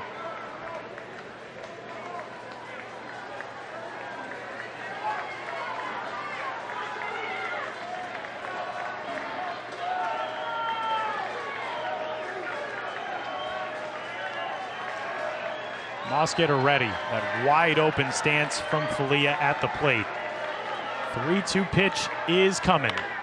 Back to him, knocked down, and the play at first is made. 1-3 putout retires the side, and the U.S. leaves a pair here in the bottom of the 5th. But another run home, and the United States with a 2-run lead as we head to the 6th. Out in front of Venezuela, 3-1. Got it on the bag for one, across the diamond, 5-3 double play, and a fired up U.S. infield. Had some guys who they were hoping would be on this team. As a half-hearted swing there from Duran, who's gone on strikes. First K of the evening for Sanchez. Shoots this one to right field, and a diving grab out there by Diego Rincones. And now 1-0 pitch is hammered out to left field, turning around on it. Williams is going to watch it go.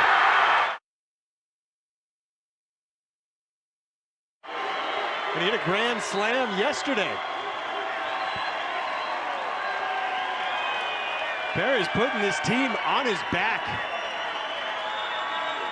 The lefty from the belt comes home, 2-0. Swing and a bouncer, left side. Nick Allen's going to get to that, go to second for an out there. On to first, out at first, double play.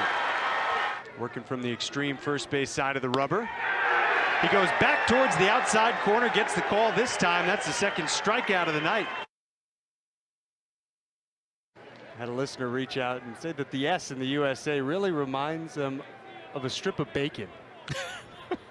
And I had never really thought that before, but now that's all I can see as we get a swing and a miss. Rincones.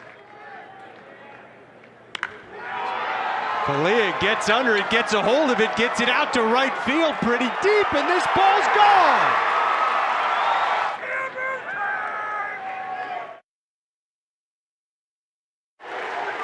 He kind of felt like a guy who was going to break out at some point. Eric Falia coming into the night tonight, a .250 hitter. All of his hits to this point had been singles. And now 1-2. Called strike 3. And a good recovery by Sanchez. All the media relations staffs with these teams, and of course here with WBSC, this has been another great week, and a 2-2 called strike 3 on the outside corner. I don't think that was on the swing. I think that was just on the pitch, which was right there, and Castro gone on strikes for the 3rd K of the day. U18s 2 years ago was a heck of a fun trip as well. 3-2 pitches, a called strike 3, as Yanni Hernandez really wanted that to be ball 4, but I think knew it to the tiebreakers. 3-2 big swing and miss from John Jay. It is gone. Strikeout number 4. Sanchez into the windup and his 1-2 on the way is waved down and missed. 2 gone, 3 straight strikeouts now, and 5 straight retired since Falia's homer. Rondon trying to get his team back into the bat rack and down the left field line. That's a base hit for Todd Frazier. It'll add to the U.S. lead. It rattles around and dies under the bench.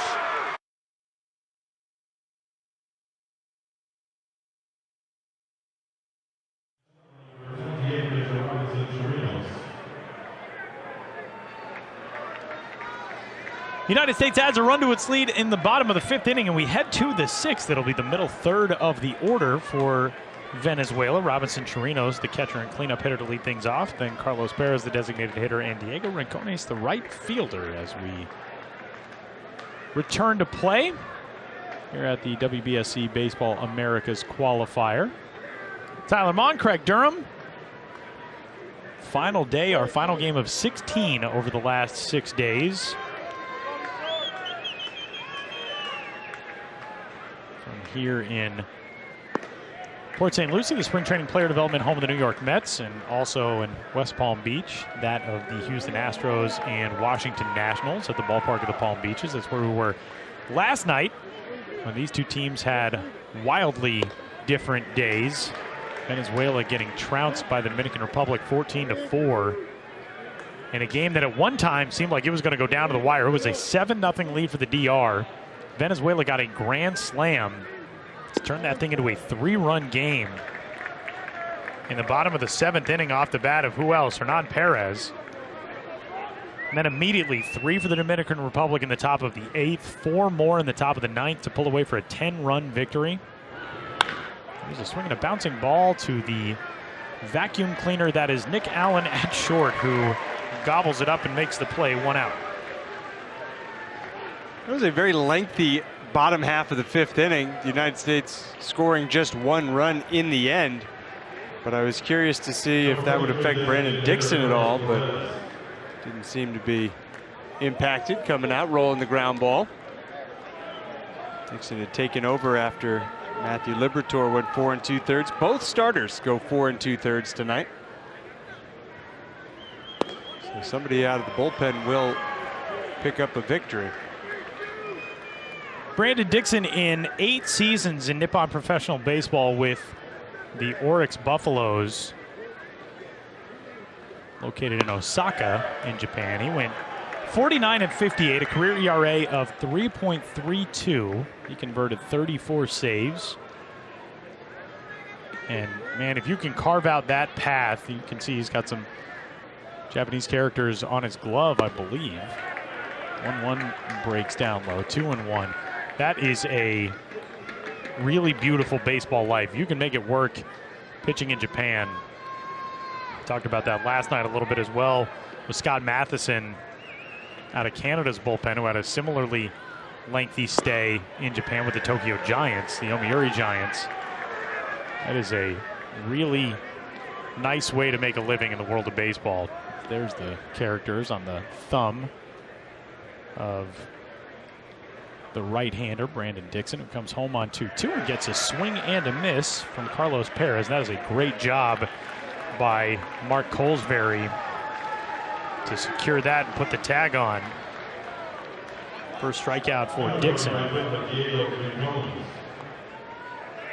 You mentioned he's the only holdover on this United States squad from the 2019 Premier 12, the last time the U.S. had a chance to qualify for the Olympics. Every time he pitched, he got a great reaction from the fans in Japan. Tokyo Dome just went wild when Brandon Dixon came into the game. Especially for that final game, as fans were already starting to arrive for the nightcap between Japan and Korea. The World Championship final in Premier 12, which turned into a victory for Japan in front of a sellout house at the Tokyo Dome. As a baseball memory I know none of us will ever forget, as the 0-1 pitch misses to even it at 1-1. There is the live shot from overhead here at Clover Park. 1-1 pitch fouled back into the screen. 44,960 that night between Korea and Japan. And it is so weird to think about how 6 months later that was inconceivable to be in a crowd that size. Almost still is here. And now we're just trying to figure out how that is again. So hopefully one day get back to that. 1-2 pitch is off of the outside corner, 2-2.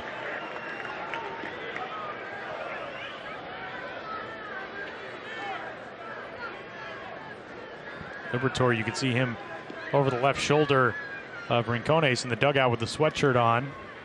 In that last shot, 2-2 pitch on the way. 3 balls and 2 strikes. As the U.S. starter 4 2/3, and now hoping that his bullpen can get this thing across the line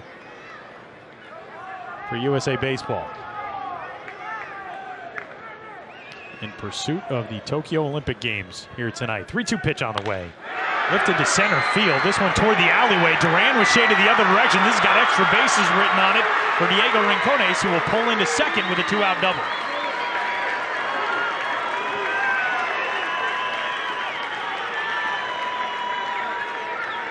They had him shaded the other way. Jarren Duran toward right center field. And that ball hit so hard, I'm not even sure if he's in straightaway center, if he's got a play on it. Rincones, first hit of the day for him, just a 200 hitter with a 650 OPS coming into the day. He rockets that thing one hop off the wall. Big runner in scoring position out there for Venezuela, and an opportunity for Ramon Flores, who has bounced out to Nick Allen twice tonight.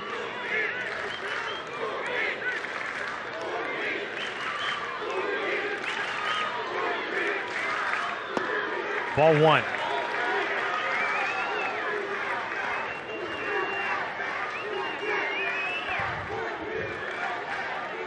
Dixon last inning, it looked like he had maybe gotten it out. That first one off the bat, Ali Castillo to the right side. A play that resulted in an infield single for Castillo. Went to Eddie Alvarez, the second baseman, who tried to shovel it out of his glove to Tristan Casas at first to beat the fleet-footed Castillo to the bag, and instead Castillo found his way on. Then he got the ground out on a hard hit ball to Todd Frazier at third. Leadoff ground out to short here, then the strikeout, now the double. 1-1. 1-2.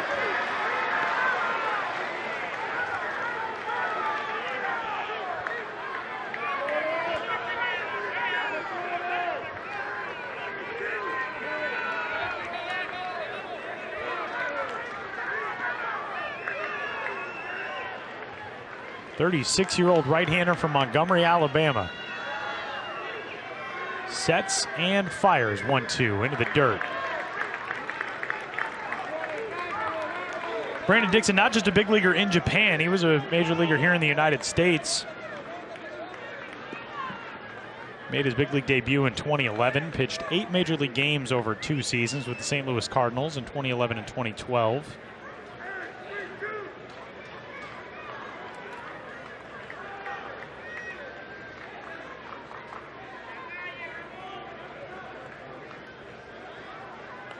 Rincones away from second.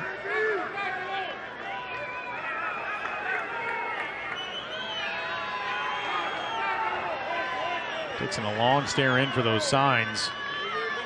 Time taken by Rincones. A little dance between these two. 2 balls, 2 strikes, 2 outs. Man at second. Flores the one at the plate. Rincones at second.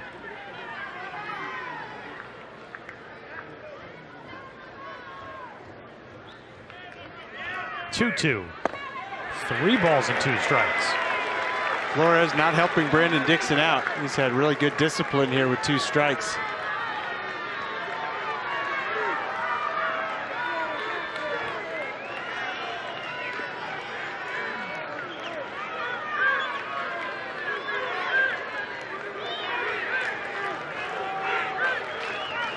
Dixon comes set once more. 3-2. Struck well to right. Moving back Falia to the warning track. It's down and it'll hop over the wall for a ground rule double that will bring in the second run of the game for Venezuela. And this thing is back to a one-run U.S. lead at 3-2. Couple of two-out doubles. Think about how lengthy that bottom half of the fifth inning was and all the work the United States did to score one to open up a little bit of a gap, a 3-1 lead. And then very quickly here, a couple of hits with two outs, and Venezuela gets it right back.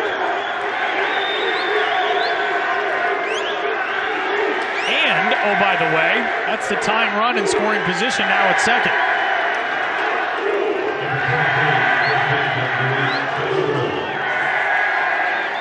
The longer that at-bat went on, the better you felt about Ramon Flores' chances. Maybe getting closer to the end of the line for Brandon Dixon, as we'll get a visit from Mark Colesvary to the pitcher's mound. The infield crowd's around now. I was a little surprised that there wasn't anybody throwing throughout this inning, especially after the double hit by Rincones, because he hit it so hard out to left center. And then watching the way that Dixon was fighting through the bat with Flores, all was quiet down the left field line, but now it's Jackson getting going in a hurry. He's been ready to go for a while too, standing up in the first inning tonight. Edwin Jackson, one of, you talk about well-traveled players. Edwin Jackson, one of the most traveled players in Major League Baseball history here in the United States. And Brandon Dixon tries to get out of this thing against Luis Castro out of the 8th spot. Castro 0 for 2, reached on an error on a line drive to center field back in the second inning that Jaron Duran couldn't handle. Glanced off his glove on a pretty routine play. And struck out looking to open the 5th.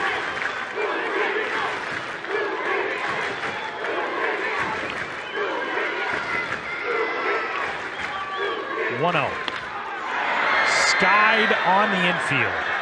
Alvarez making the call and the catch for the final out of the 6th. But Venezuela gets the run back, and as we head to the bottom of the 6th inning, the United States lead is back down to 1, 3-2 through 5.5 in Port St. Lucie.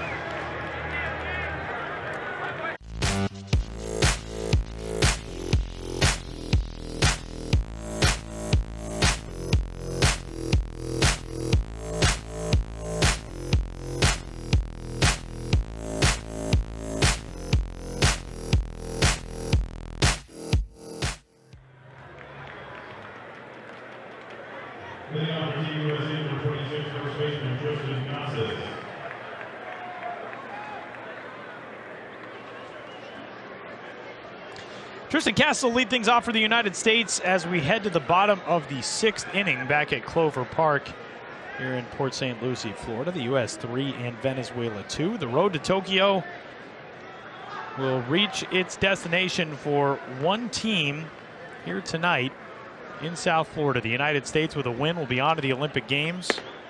Tristan Cass is unable to hold up. And he did hold up on the first offering from Vladimir Mosqueda here in the bottom half of 6. Two more teams will be moving on to the final global qualifier set for later on this month in Mexico.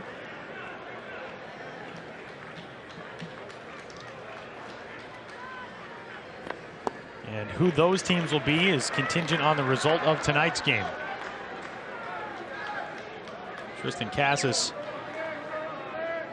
that flyout went to left field in the 2nd inning. Ground out went to first base following Eric Falia's homer in the 4th.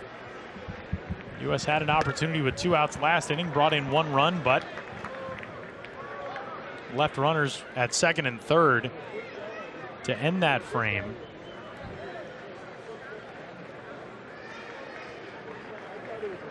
Cass is entering the day today, 417, 462, 583, his slash line for this brief week. And the count 3 balls and a strike on him to get things started here in the bottom of the 6th inning. Eric Leal, who was the starter for Venezuela in the first game of this America's qualifier. He's throwing in the bullpen down the right field line.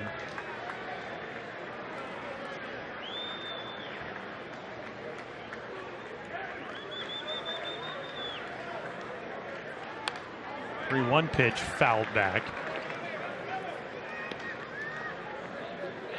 First game here, I should say, in Port St. Lucie.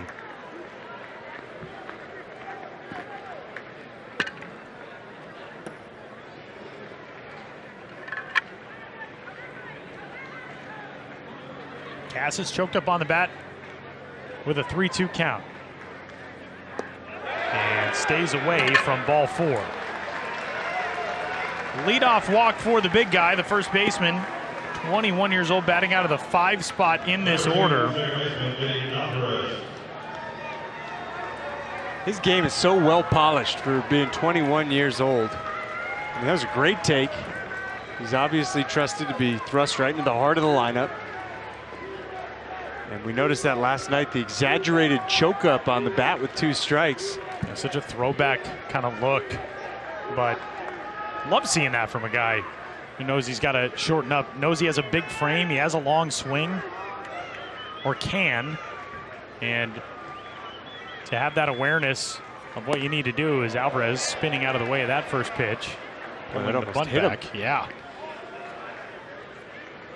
1 ball and no strikes on him. U.S. just trying to play for every run in a game that will send it to Tokyo if they can get over the line with this win tonight. Hits are even at 7 apiece. U.S. has been able to cash in 2 runs in that 4th inning on the homer by Falia, and 1 run last inning. 2 runs in total for Venezuela tonight.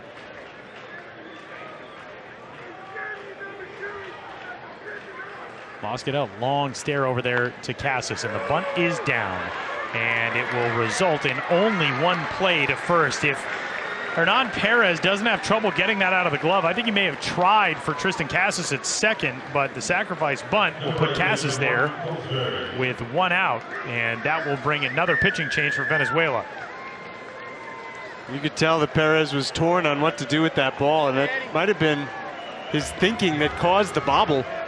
Shot his head immediately to second, knowing that Cassis doesn't run all that well.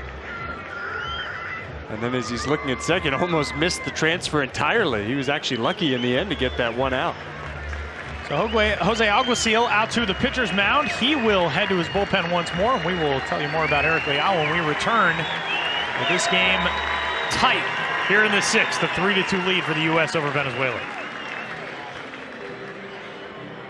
Eric Leal out of Valencia will take over for Venezuela here in the bottom of the 6th inning. A runner at second base for the United States and 1 out.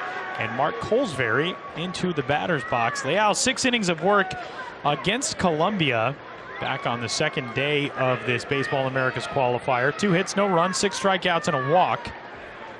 He was outstanding on that day, a former prospect in the Arizona Diamondbacks and Chicago Cubs organizations in minor league baseball in the United States. He is currently with Aguascalientes in the Mexican Baseball League and in LMB play so far this year. 2 games, both starts, 11 1/3 innings pitched. He's struck out 18 and has walked only 2. 1-1 record, a 3.18 ERA. Allowed 5 runs, 4 of them earned on 9 hits in Mexico. He's in the same rotation as Nicaragua's starting pitcher, Carlos Teller, who pitched on the first day of this qualifier back on Monday. 0-1 pitch on the way to Colesberry. High, a ball and a strike. Mark Colesberry, a double with 2 outs in the 2nd inning. He was left aboard in scoring position. He struck out looking to end the 4th. But he has been terrific at the plate in this qualifier for the United States, and batting with a potential insurance run 2 stations away. Takes the 1-1, bending over the outside corner, and it's 1-2. That was a really good pitch right there. Colesberry's been one of the toughest outs in the U.S. batting order. And he has him on the ropes here.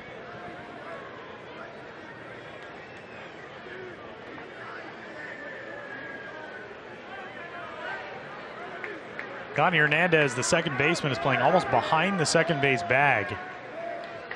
With Colesbury, the right-handed hitting backstop at the plate. Hernandez doesn't shift over that much on the delivery, and the 1-2 way high.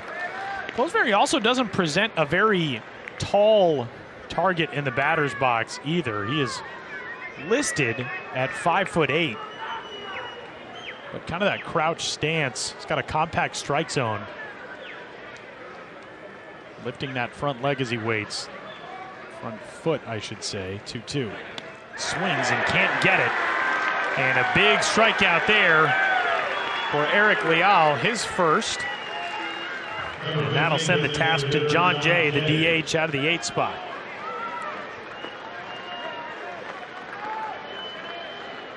John Jay and Logan Forsythe basically been splitting the pinch hitting or the DH duties, should say, for this U.S. team.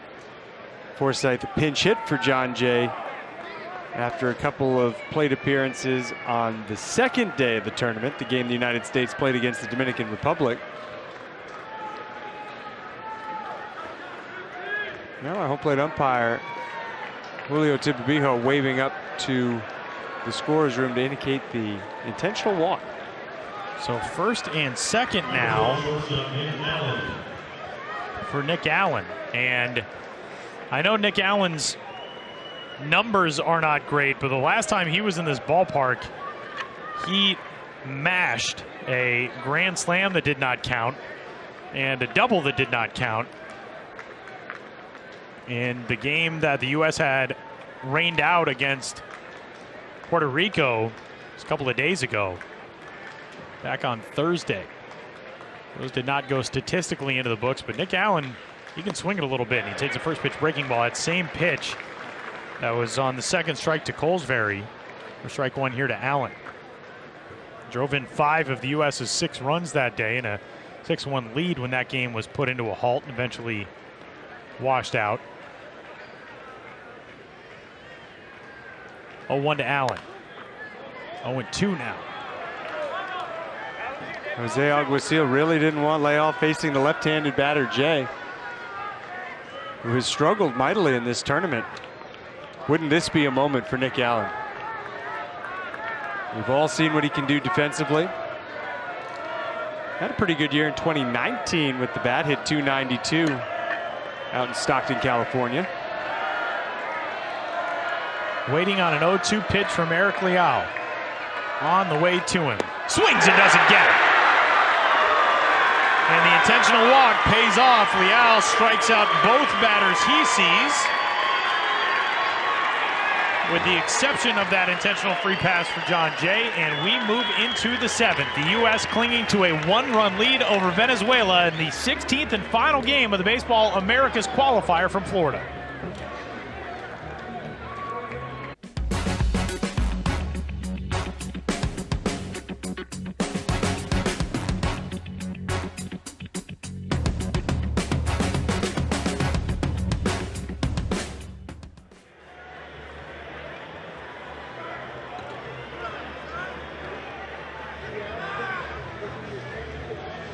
New arm into the game for the United States as we head to the top of the 7th inning is the right-handed veteran Edwin Jackson, who gets set to go against 9-1-2 for Venezuela in a game his team needs to go to Tokyo directly from here for the Olympic Games later on this summer, and in a game his team leads 3-2 as we move into the 7th. Johnny Hernandez, the first man in to face him. Hernandez 0 for 2, and then we'll go back to the top of the order, and Hernan Perez, who has been a problem out of that leadoff spot for U.S. pitching today, 3 for 3. All those hits against U.S. starter Matthew Liberatore, and the first pitch inside, spinning Johnny Hernandez. It is a ball and no strikes. Edwin Jackson was announced when he entered this game. Edwin Jackson Jr., his father, a member of the U.S. Armed Forces, was serving in Germany when Edwin was born, so he's born in New Ulm, Germany.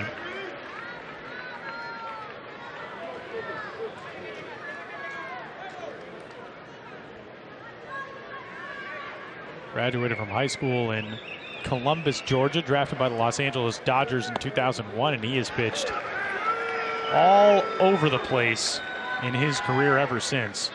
17 years in the major leagues and just effective at pretty much every stop. 1 ball and 2 strikes on Hernandez out of the 9 spot. And he hit him with the 1-2. Not the way you want to start it after getting to a 2-strike count. And Hernandez aboard to open the 7th for Venezuela. Especially problematic with Perez coming up. As you noted, Tyler, 5 for his last 5 when you go back to yesterday, including 2 home runs, including a grand slam in the 7th inning of Venezuela's game against the Dominican Republic yesterday. So he's as hot as anybody in the tournament, and what a moment for him. And the outfield pushed back respectfully with this big bat at the plate out of the leadoff spot for Venezuela. First pitch to him is down for ball 1. Edwin Jackson, most recently in the major leagues with Toronto and Detroit in 2019. He's now 37 years old. Here's one of the veterans on this pitching staff. Veteran stocked pitching staff, man. They almost had Yanni Hernandez at first.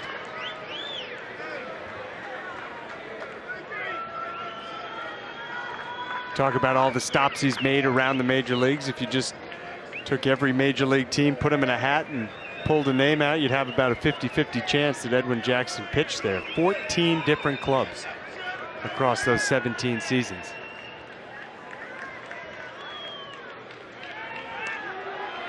Hernandez, after that first throw over, you saw him call for time, and he went out and kind of manicured the dirt. That's a baller kind of move, to get thrown back to the bag on a pickoff attempt and then say, all right, I'm just going to get my footing in case I decide to go. Like those head games. 1-0 pitch coming. Out to short. Nick Allen right there. He will snare it, and Hernandez did not realize that that thing was on a line, and he's doubled off at first. Every once in a while, as a broadcaster, you see a ball and think, oh, maybe I just missed that, and that came off the plate.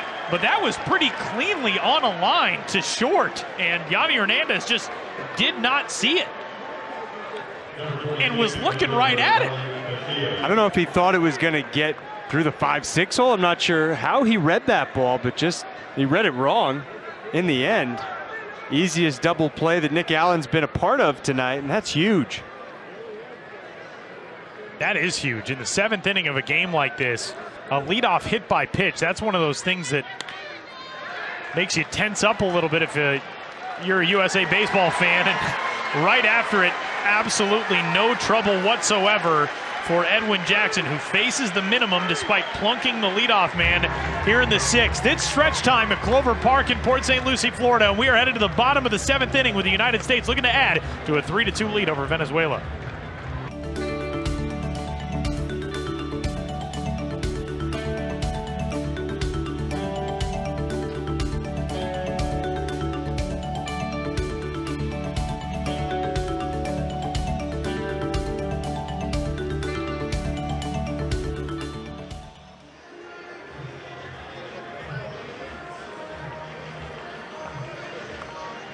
Eric Leal heads to the mound for his first full inning of work for Venezuela against the United States here in the bottom of the 7th inning. U.S. manager Mike Scioscia was out of his dugout on the third base side for a brief word with home plate umpire Julio Tibavillo. Not sure if there was a defensive change that he was just checking on for Venezuela. It looks like a switch in the outfield. Ali Castillo and Ramon Flores perhaps swapping positions out there. We'll get that clarified. And we head into the bottom of the 7th. U.S. with a 3-2 lead in a tight game that will determine the Olympic participant from the Americas region for Tokyo 2020. With a win, the United States is on to Tokyo. With a loss, either Venezuela or the Dominican Republic will be moving on to the Tokyo 2020 games.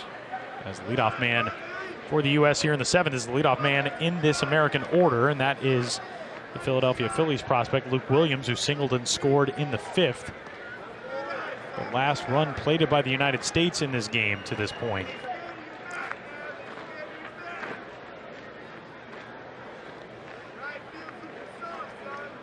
Three runs, 7 hits, 2 errors for the U.S. 2 runs, 7 hits, no errors for Venezuela. 2 balls and 2 strikes now. Leal did a great job last inning, 2 strikeouts. Got Allen swinging to end the 6th inning. This guy whose stock was really high when you got towards the end of the 2018 season. He was a member of the Chicago Cubs organization.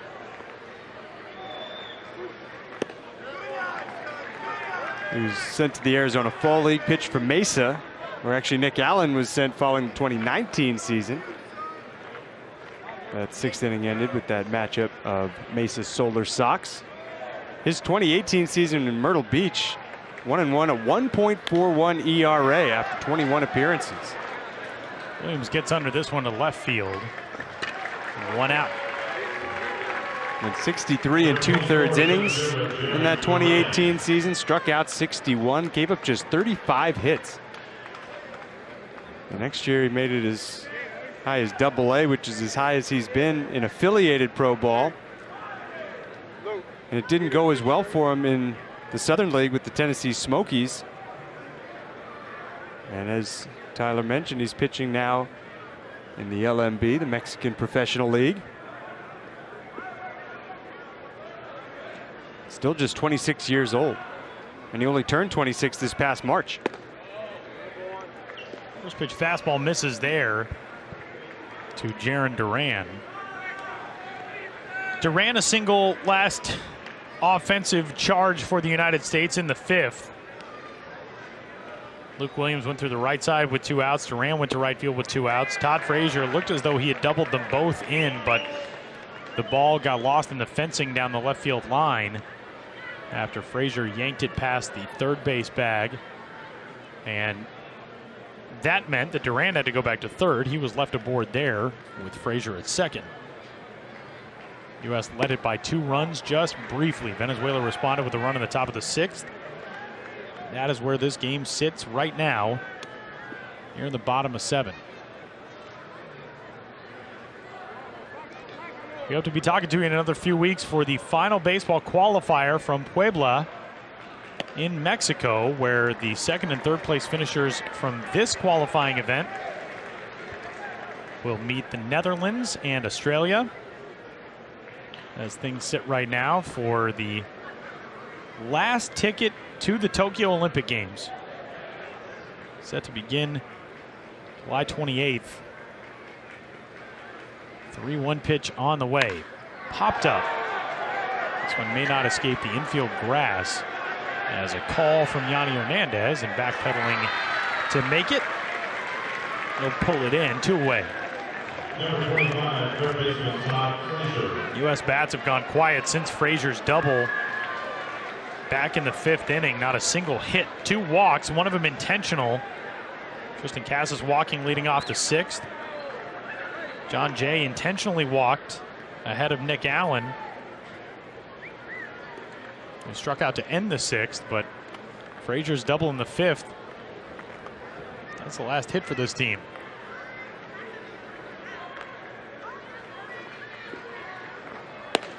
First pitch fastball grooved in on the inside corner at 93.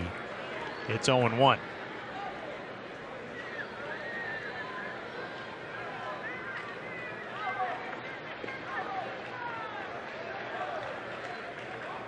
And that's in off the left arm of Todd Frazier. At least I thought it was.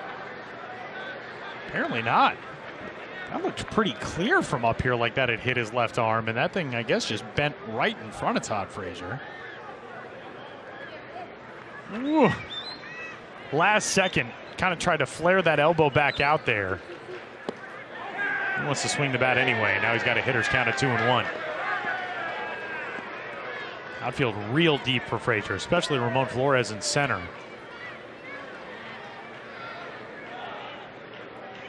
Just a handful of steps in front of the warning track.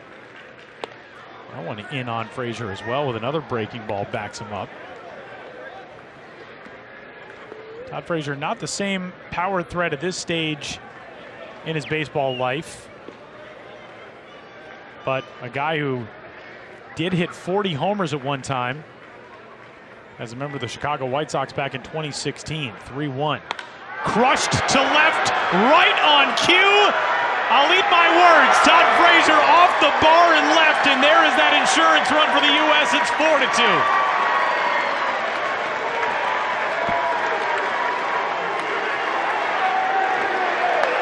That's why you play a veteran so deep. And the United States with a very important fourth run and a very fired up veteran leader as he crosses the plate. I don't think anybody is going to be more disappointed for this tournament to come to an end than Todd Frazier. He has hit his stride. He homered in the 8th inning last night. He had home run distance on a deep foul ball against the Dominican Republic on Tuesday. He's swinging a great stick at the moment. 4 for 4 in the 3 slot tonight. 2 singles, a double, the homer, 2 runs scored now. And he has forced yet another move to the Venezuela bullpen. The veteran Todd Frazier, 11-year big leaguer, crushes one out to left to give his team a 2-run cushion and a little bit of breathing room. We'll tell you about Venezuela's new arm when we return. 4-2 the score in the 7th.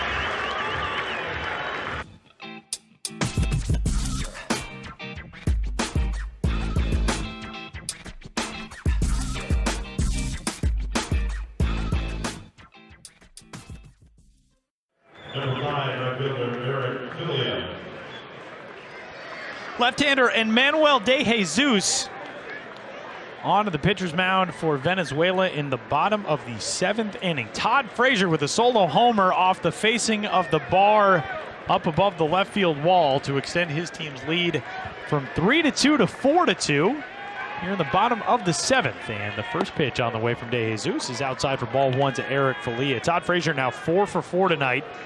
He's got one of the United States' 2 home runs, and the other one hit by this guy who's at the plate right now, Eric Falia, who belted a 2-run shot out to right back in the 4th inning. That's the only inning in this game which anybody has scored multiple runs. Yeah, I think you're right. There is nobody who's going to be more bummed to see this qualifier come to an end than Todd Frazier. He's just loving every minute of this. And the thing I really like tonight is Todd Frazier's interaction with the fans. After every play, I mean, after turning that double play to end the 1st inning, hitting the double back in the 5th, when he scored the run in the 4th, he's been firing up the fans behind the plate, behind the third base dugout as Falia drives one well out to left field, racing over toward the corner. Castillo, and he'll play this one off the wall. Falia cruises into second, his 2nd hit of the day. And the U.S., a team that has become pretty adept at putting things together with 2 outs. They've got another rally going here in the 7th.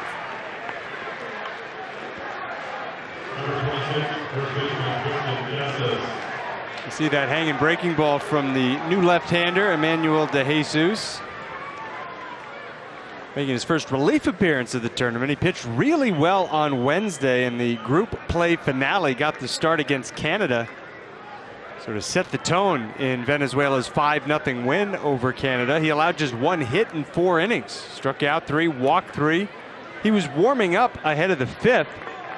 And all of a sudden he dropped down into sort of a sumo squat behind the mound and ended up coming out. We were told later it was some cramping issues he was dealing with. And well enough to go tonight. A matchup here between Portland Sea Dogs teammates, the AA affiliate of the Boston Red Sox in minor league baseball here in the U.S., and Manuel de Jesus, the left-handed relief pitcher, and Tristan Casas, the 21-year-old left-handed hitting first base prospect on this U.S. roster. 1-0 pitch, 2 balls and no strikes. Type of thing right now where it's all business-like. I would imagine when they get back to Portland, there will be some hugs and some conversation over this qualifier. And this battle. In this exact moment. Falia, pretty decent lead away at second base as Karakudo steps in behind him. 2-0. Casas will take strike one of the knees.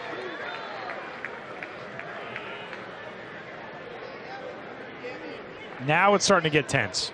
It's been a night where the tension has been a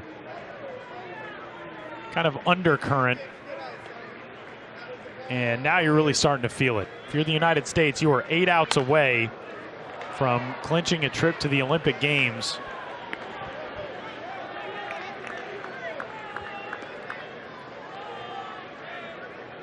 Did you say 8 outs away? You did. What is my math there? I think I was looking at the 8th inning. Okay. 6 outs. There's 3 outs in each inning in this sport. And generally, in order to get through the end of a game, got to get 3 per inning. So 3 times 2 is 6. I said we're not math guys. 2-2. Tapped right side. And this is going to be a tough play for anybody. Underhand flip, and Casas is safe. That was a weird no man's land high hop. And Castillo converging with Hernandez and De Jesus. It was the first baseman who got to it. And a strange infield single for Tristan Casas, who's on for the second straight plate appearance. Nobody did anything wrong there. Not at all. Just a really well-placed bounding ball on the right side. We'll get another pitching change here as Jose Alguacil, the manager of this Venezuela team, the manager of AA Richmond in the San Francisco Giants organization in minor league baseball in the U.S. He'll go out and take the ball from De Jesus and hand it off to the bullpen here in the 7th. The United States threatening once more, first and third with 2 outs as Venezuela tries to snuff out the rally. 4-2 our score. Continuing along in the bottom of the 7th when we return.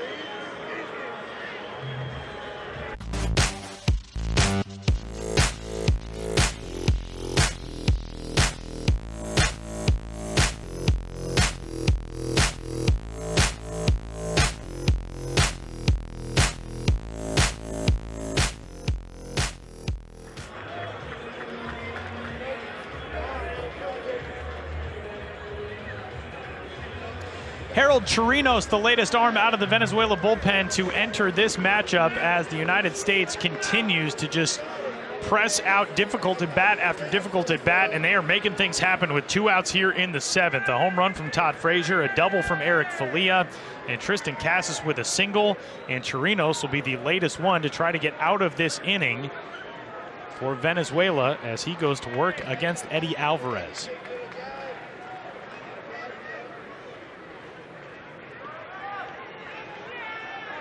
Chirinos, right-hander out of Pueblo Nuevo, 23 years old, member of the Milwaukee Brewers organization, currently with the High A Wisconsin Timber Rattlers. He's pitched 7 games in relief already in the minor league season, which just turned a month old yesterday. 2.70 ERA for Wisconsin, and working here in this relief role for Venezuela's national team, and for, I would imagine, a little bit nervy manager Jose Alguacil down there, who's been trying to find the right combination to get through this inning. Eric Leal got the first 2 outs, then gave up the homer and came out of this game. And Manuel De Jesus, 2 batters both reached against him, double and single from Falia and Casas. And now a 2-1 count on Alvarez. Leal looked like he's had the best stuff tonight of any of the Venezuela pitchers, and that includes Anibal Sanchez. Sanchez gutted it out. 4 2/3, gave up 6 hits, charged with 3 earned runs.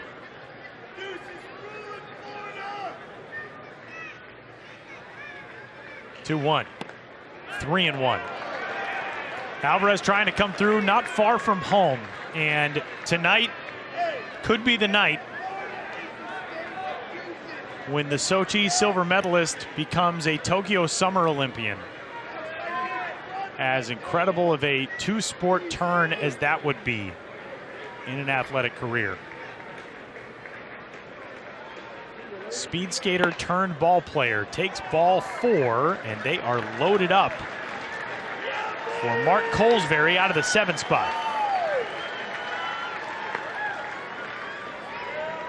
What a nightmare for Venezuela with 2 outs. Home run, double, single, walk to Lodum ahead of Colesbury, who is uncharacteristic of this tournament, struck out twice tonight.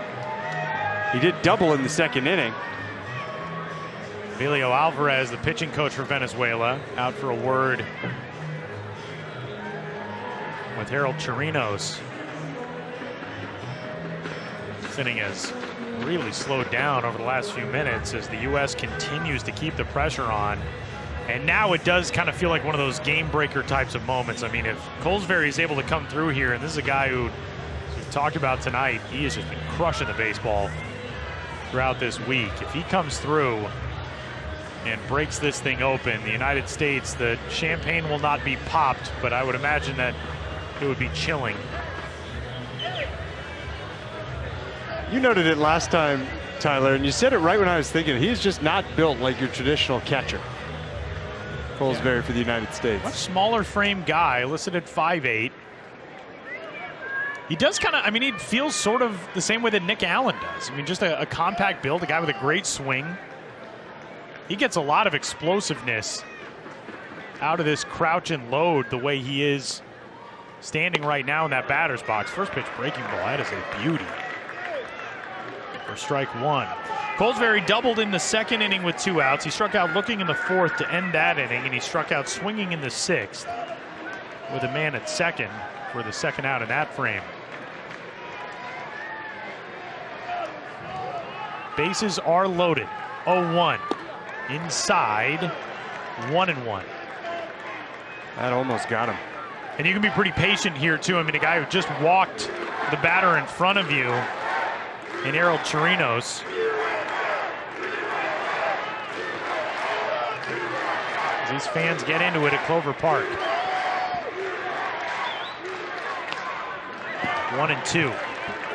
One thing about all these moves that Jose Alguacil has made is that none of these relievers have really been given the opportunity, with the exception maybe of Leal, to get into a rhythm. Face a batter, and maybe that's it. That's what we saw with Rondon. That's what we saw with the Jesus. 2 batters, didn't retire anybody.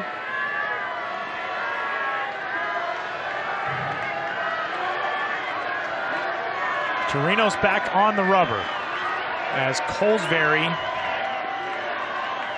awaits. 1-2 coming. Called strike 3, banged over the inside corner. And that wraps up the U.S.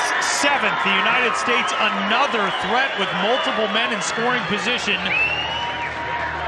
And just 1 home in the inning. We move to the 8th, the U.S. 4 and Venezuela 2 in the final game of the WBSC Baseball Americas qualifier from Florida.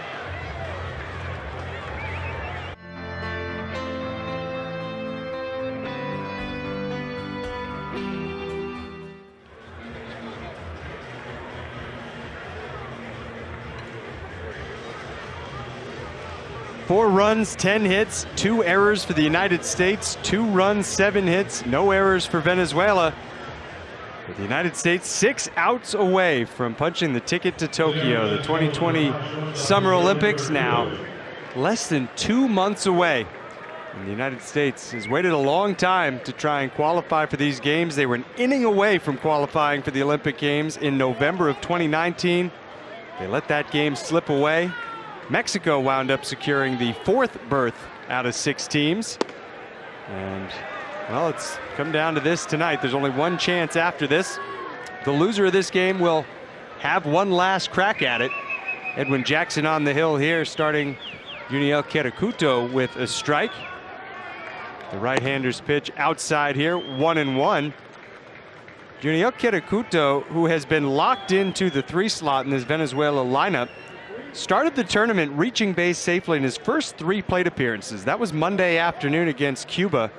He walked, he doubled, he walked again. All of those trips coming in the first 4 innings of the first game. He's been on base just once since. He hit a home run on Wednesday against Canada in the 7th. That was the finishing touch on a 5-0 win for Venezuela, but he's really struggled since that opener. 0 for 3 tonight, a strikeout He grounded into a double play in the third. He grounded out to third in the fifth. And a defensive swing here. With 2 strikes, he pushes it foul and stays alive. Robinson Chirinos waiting in the on-deck circle. Then Carlos Perez. These are the bats that have to do something for Venezuela. The United States leaving the door open a crack. They leave 7 men on base through innings numbers 5, 6, and 7, including 4 men in scoring position. 1-2 pitch. Swung on and missed. Strike 3.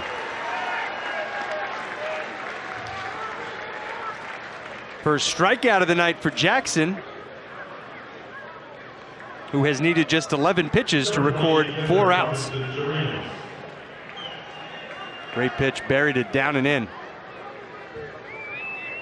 Edwin came on last inning. He hit Yoni Hernandez with a 2-strike offering. Hernandez was promptly erased on an Hernan Perez line drive to third, or rather short, that became a double play. Hernandez misread it, just kept running towards second as Nick Allen made the catch and then just lobbed it across to first for the double play. Ali Castillo on the very next pitch, grounding out to short. And here we are with 1 out, a 1 ball, no strike count on Chirinos. 0 for 2 with a walk in this ball game. Now rocket out to center field, but Duran makes this catch, and there's 2 gone in Venezuela's half of the 8th. Kind of feel like at some point out there, Jarren Duran has probably been thinking, somebody please just give me another chance out here. 2 errors in the first 2 innings, and he is a very good player out there. You just want to get back into a groove defensively, shake the ugly ones out. You saw a big smile on his face there a second ago. Yeah, you wonder if that ball that Castro hit was knuckling at him or something like that. Or maybe just tough picking it up coming out of the seats. Ground ball, first pitch to Nick Allen at short. And now the United States is 3 outs away from securing a berth in the Tokyo 2020 Olympic Games. Going to the bottom of the 8th, they'll look for more insurance. It's the United States 4, Venezuela 2.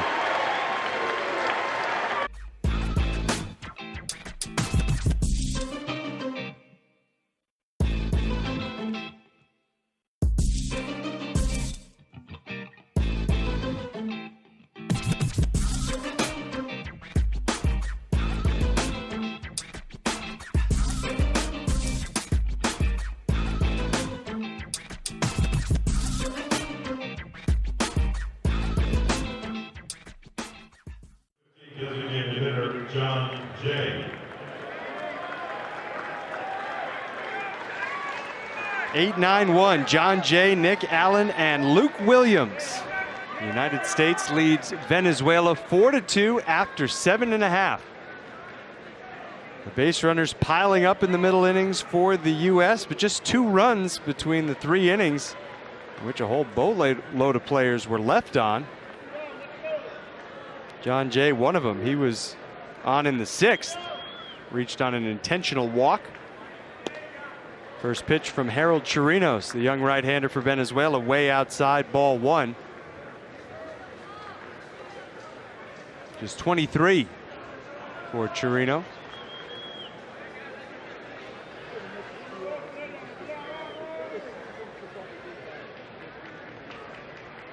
Brewers prospect has the outside corner this time. 1 ball, 1 strike. Jay's been the DH against right-handed pitching. Logan Forsythe against lefties. All the buttons that Mike Scioscia's been pushing have been the right ones. The United States is the only unbeaten team at this tournament. A close game this past Tuesday in West Palm Beach against the Dominican Republic. That was an 8-6 affair. 1-2 in the dirt. Last night's game, a close game into the 8th inning. The United States and Canada on the first night of the Super Round. It was 3-1 into the bottom of the 8th. And the U.S. erupted for 7 runs. We won't get into how those 7 runs scored or all the madness that unfolded in West Palm Beach, but it was quite a bottom of the 8th inning. And now Jay fights it off, stays alive. It'd feel really good for John Jay to get a hit here in what could be his final plate appearance of the tournament.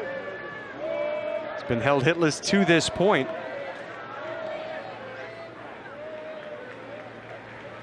Really no telling if the U.S. qualifies for the Olympics what that roster will look like. About the only guarantee is that it won't be identical to this one. Will the teams that allowed some of their prospects to participate in this Baseball Americas qualifier loan their players to USA Baseball again? It'll be a lengthy trip to Tokyo for whichever team goes. Here's a chopper, a high chopper up the middle, charged by Kerakuto. Didn't have time to mess around, but he gets it there in time to retire John Jay.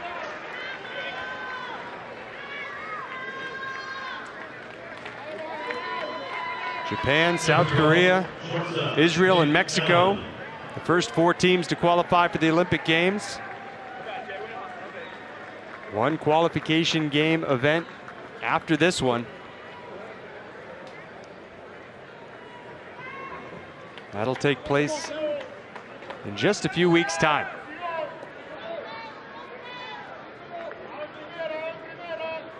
Number 9 hitter Nick Allen 0 for 3. He's grounded out to short, struck out swinging twice in back-to-back innings, as a matter of fact. Went down swinging in the 5th and 6th innings.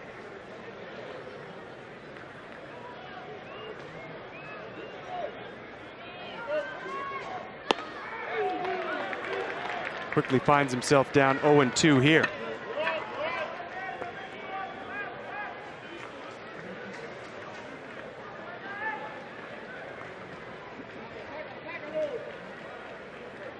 '23-year-old Chirinos, 22-year-old. Checks his swing. Nick Allen, did he go around? He did. And he fans for the 3rd time consecutively.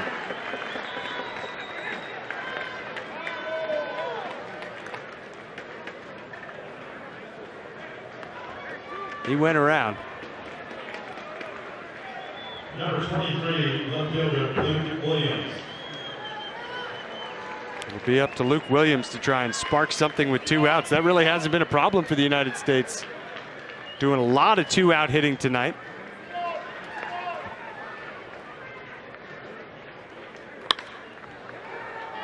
It doesn't look like it'll happen here. An underhand flip to Chirinos covering. He works a quick 1-2-3, bottom of the 8th. So here we go into the 9th. The United States leads Venezuela 4-2.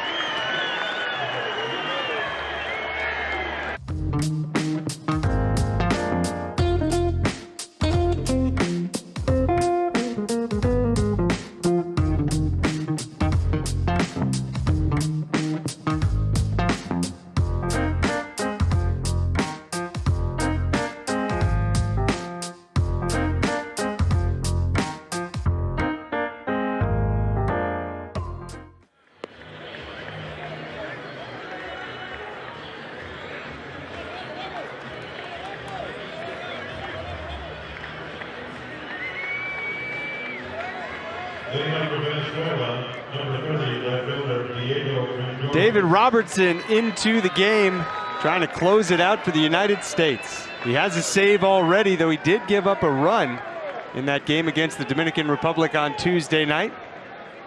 He has 2 runs to work with here.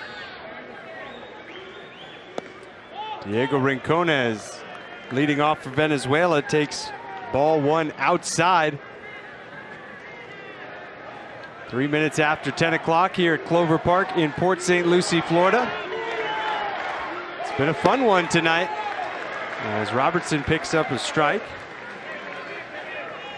Birmingham, Alabama native, University of Alabama product. Best remembered for his time with the New York Yankees. 9 years with the Yankees for Robertson. He gets a swing and a miss, and it's 1-2. Venezuela led this game 1-0 after 3. And Eric Falia home run in the bottom of the 4th put the U.S. in front. They have never trailed since. The lead went to 3-1. Venezuela cutting it to 3-2, but here we are 4-2. After the U.S. added 1 in the bottom of the 7th.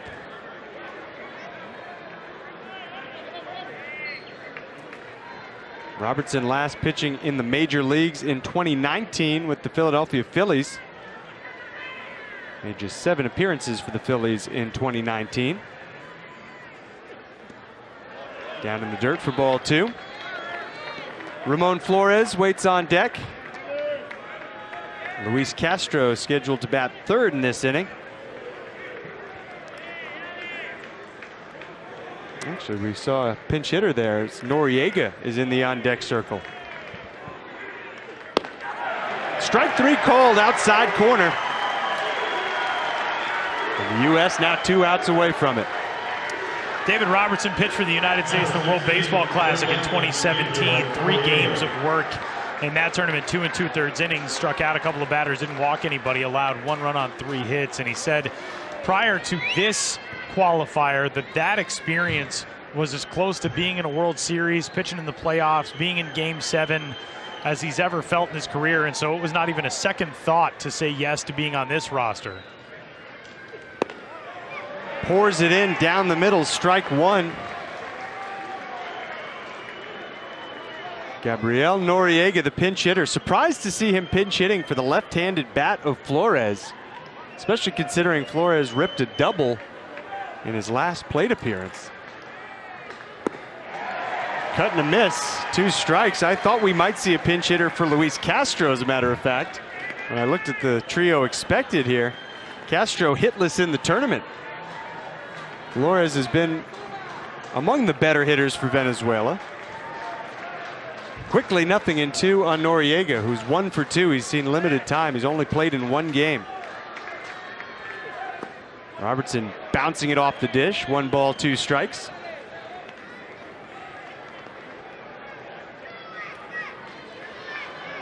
Everybody in that USA dugout is up on the railing.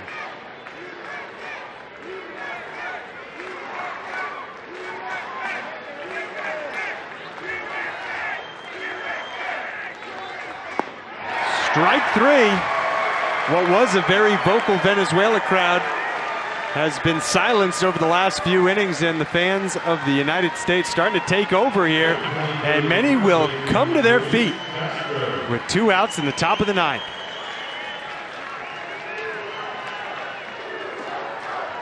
There's Matthew Liberatore for the first 4 2/3. Brandon Dixon for an inning and a third. Edwin Jackson, 2 scoreless, hitless innings, and now Robertson, 1 out away from finishing the job.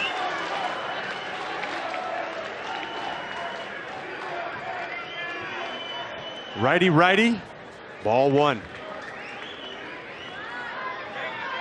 Castro hit the liner to center field in the 2nd inning that Jarren Duran had trouble with. It bounced off his glove, ruled an error on the American center fielder. Since then, Castro 0 for 2. Big cut. Tried to put one on the board for Venezuela with that swing, but it's 1-1.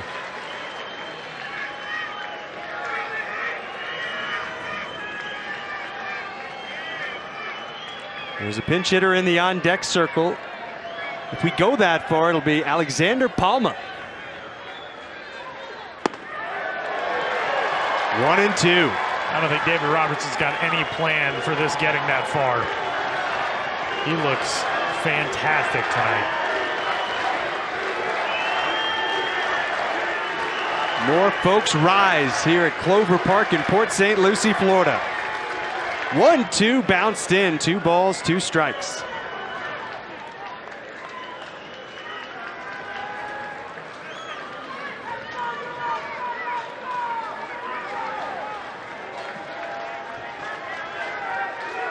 A lot of room in left center. Castro lays into 1. The pitch. 3-2.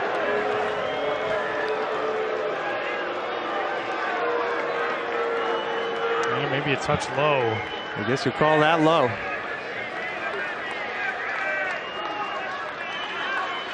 So Robertson ready with a payoff pitch. Fouled. Castro frozen by that last fastball, able to fight this one off.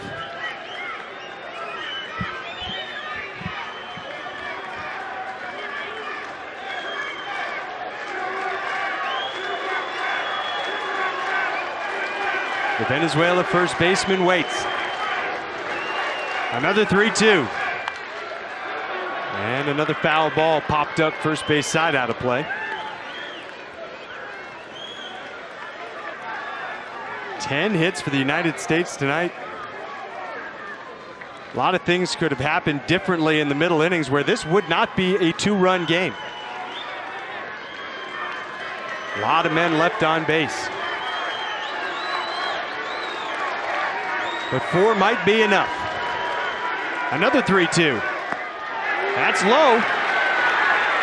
And the tying run's coming to the plate for Venezuela in the 9th.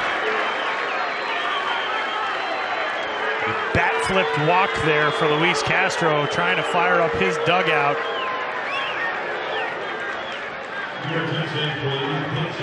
Another pinch hitter, the second, and 4 men to the plate this inning for Venezuela.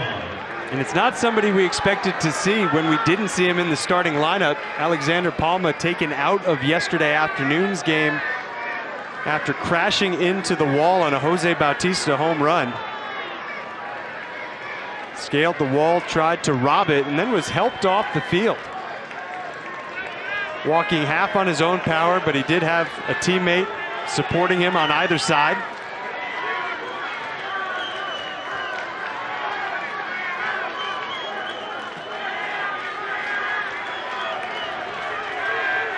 Palma for the tournament has been very good, 5 for 14. All of his hits singles, but he has been one of the better hitters for this Venezuela team.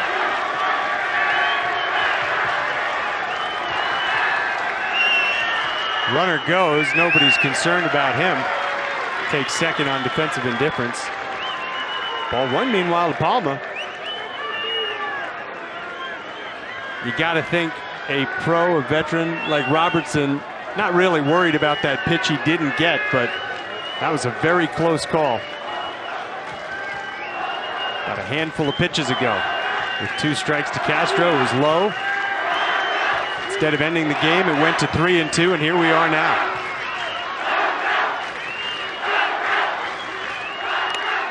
Swing and a foul tip for a strike, 1-1.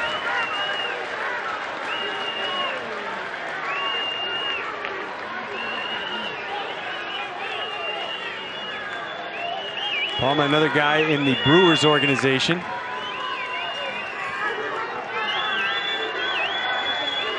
He's already played 14 games with Biloxi in this 2021 minor league season at the AA level. 1-1 pitch to him. And again, Venezuela down to the last strike.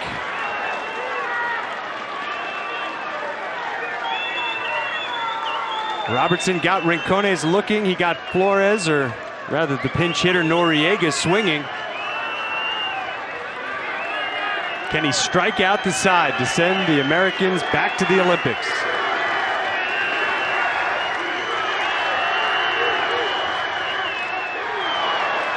A little piece of it to stay alive. We saw that in the 9th inning with Canada trying to stay alive in its matchup.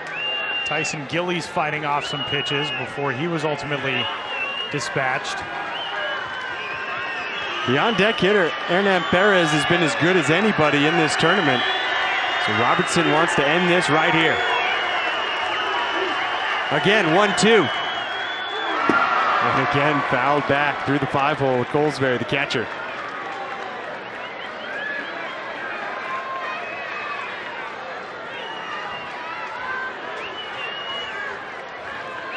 Perez, the Venezuela third baseman, a 3-hit night. He opened the scoring with a home run. Nobody in that U.S. dugout wants to see him come up again. The crowd's cries get more urgent. 1-2. Grounded, left side. Charged by Frazier. Across the diamond, and they've done it. The United States is going back to the Olympics. They'll be playing baseball at Tokyo 2020.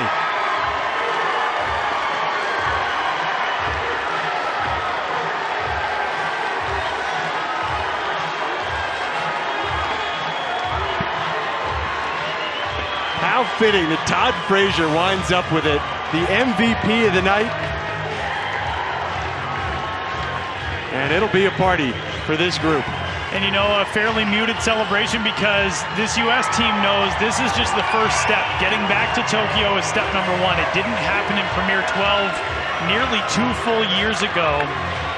And so, yeah, you want to celebrate. This moment is a big one, but this is just the beginning, as this team is now off to Tokyo in less than 7 weeks, getting this roster prepared to collide with 5 other baseball nations in Tokyo 2020, and that also means we now know the Dominican Republic and Venezuela will move on to the final global qualifier. As down below us, Hernan Perez with his little boy sharing a kiss just a second ago, and Hernan and his teammates will move on to that final global qualifier. As there you see it, the United States winners on the road to Tokyo, as they will take part in baseball in the Olympic Games for the first time in 13 years, as will Japan, as will Korea.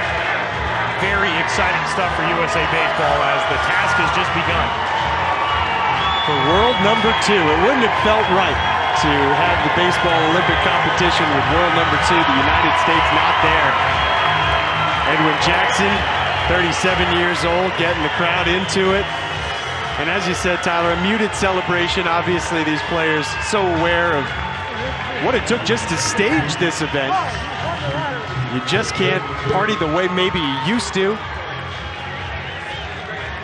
And there's so much work to do, but a terrific job by all the organizers of this event and all the events that have led up to this.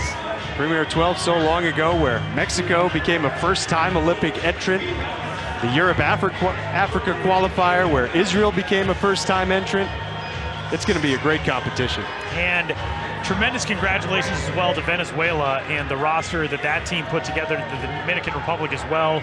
Venezuela, obviously, it's a challenging situation for that country to get a roster like this together and to do it for a tournament like this on relatively short notice. You get somebody like Anibal Sanchez on this roster who comes out tonight, throws very well, and gives his team a chance. That's all you can ask for going into the late innings in a game. But the United States coming through with this win, and that is an emotional and very fired up group over there. And I would imagine that there's going to be a lot of these players back on this roster come next month, and we are going to be thrilled to see what comes of not only that event, obviously Tokyo 2020, but this final global qualifier here hopefully in the next few weeks. As you said, Venezuela and the Dominican Republic, by virtue of finishing in the top 3, advance to that final qualifier. Australia, the Netherlands, waiting to participate in Puebla. And you think it'll be a lot of the more experienced guys on this roster that you can count on being a part of the games. You just don't know as much about the prospects and what their parent clubs will allow as we get closer to the summer. And it'll be some interesting conversation over the next few weeks. I certainly would imagine that for some of these organizations who were so great about letting their prospect talent come to an event like this, can't imagine that those organizations are going to want to turn down an opportunity for players to go to the Olympic Games. And so whether it's the Boston Red Sox, the Seattle Mariners, the Milwaukee Brewers, or some of these systems that we've seen lend so much prospect talent, that is a very exciting. This does not happen often in baseball careers, as a lot of guys on this USA Baseball Canada's roster, Venezuela's roster, the DR, everybody else can tell you, this is not an opportunity or a situation that you're going to find yourself in a lot, because the timing has to work out perfectly in your career, not only in where you are in terms of your standing within an organization, but also just your talent level. You got to be a good player to be on this team too. And for a lot of these guys, my hope would be that for the prospects, their organizations will find ways to let them travel and be part of this Olympic roster. And for the veterans, I mean, this is a cool way to keep the sun in the sky, as Vince Scully would say, for, you know, somebody like Todd Frazier or Matt Kemp or Edwin Jackson or John Jay, or even on the other side, Anibal Sanchez, you know, Jose Bautista with the Dominican Republic, Melky Cabrera, Juan Francisco, these veteran players. You can extend that baseball life. That's a very meaningful thing and a very important thing, and a very exciting thing for these teams, 3 of which moving on from today, and USA Baseball punching that ticket to Tokyo. You saw the final line score up there a moment ago. 4 runs on 10 hits for the U.S. tonight. They did commit the 2 errors in the first 2 innings. There were some jitters out there in the first 2 innings for sure. Matt Liberatore had a tough time settling into the first, but once he got the ground ball with the bases loaded and 1 out, things really changed. That was an opportunity Venezuela couldn't afford to miss, and they did. That really did feel like a chance to make this thing maybe not an immediate Venezuela slanted matchup, but certainly a battle throughout. And this was a very tense game, but USA Baseball, for the most part, controlled this thing after taking that lead on Falia's home run in the bottom of the 4th inning. Venezuela puts 1 or 2 or 3 runs on the board in the first. You got a 21-year-old starter on the mound. All of a sudden, you're looking at maybe bringing Edwin Jackson into the 1st or 2nd inning. This is a very different feeling game. And for Matthew Liberatore to be able to wriggle out of that jam to get the help from Todd Frazier, and I really do truly feel, as we look at Todd Frazier right now, his moment, turning that double play, Tristan Cassis with the fist pump as he caught that 2nd out at first base. Todd Frazier firing up the crowd in the dugout. That, to me, signaled to Matthew Liberatore, we're in this now. And you can settle in. We believe in you. We rely on you. Matthew Liberatore makes it into the 5th inning. This USA bullpen does terrific work. Beyond that, Brandon Dixon gives up 1 run. Edwin Jackson, fantastic. David Robertson, terrific in the 9th. That really, I mean, for a top of the 1st inning, quote-unquote, turning point, that really did kind of feel like one. And it kind of set the stage for Todd Frazier to have a day. Remember when he stole a base in the bottom of the 1st inning after a 2-out single? Guy who's stolen 2 combined bases over his last 2 years in Major League Baseball. Then he singled to lead off the 4th, scored the 1st run for the United States, doubled to drive in a run in the 5th. That was ultimately the game-winning hit. And then the home run in the 7th to put the icing on the cake.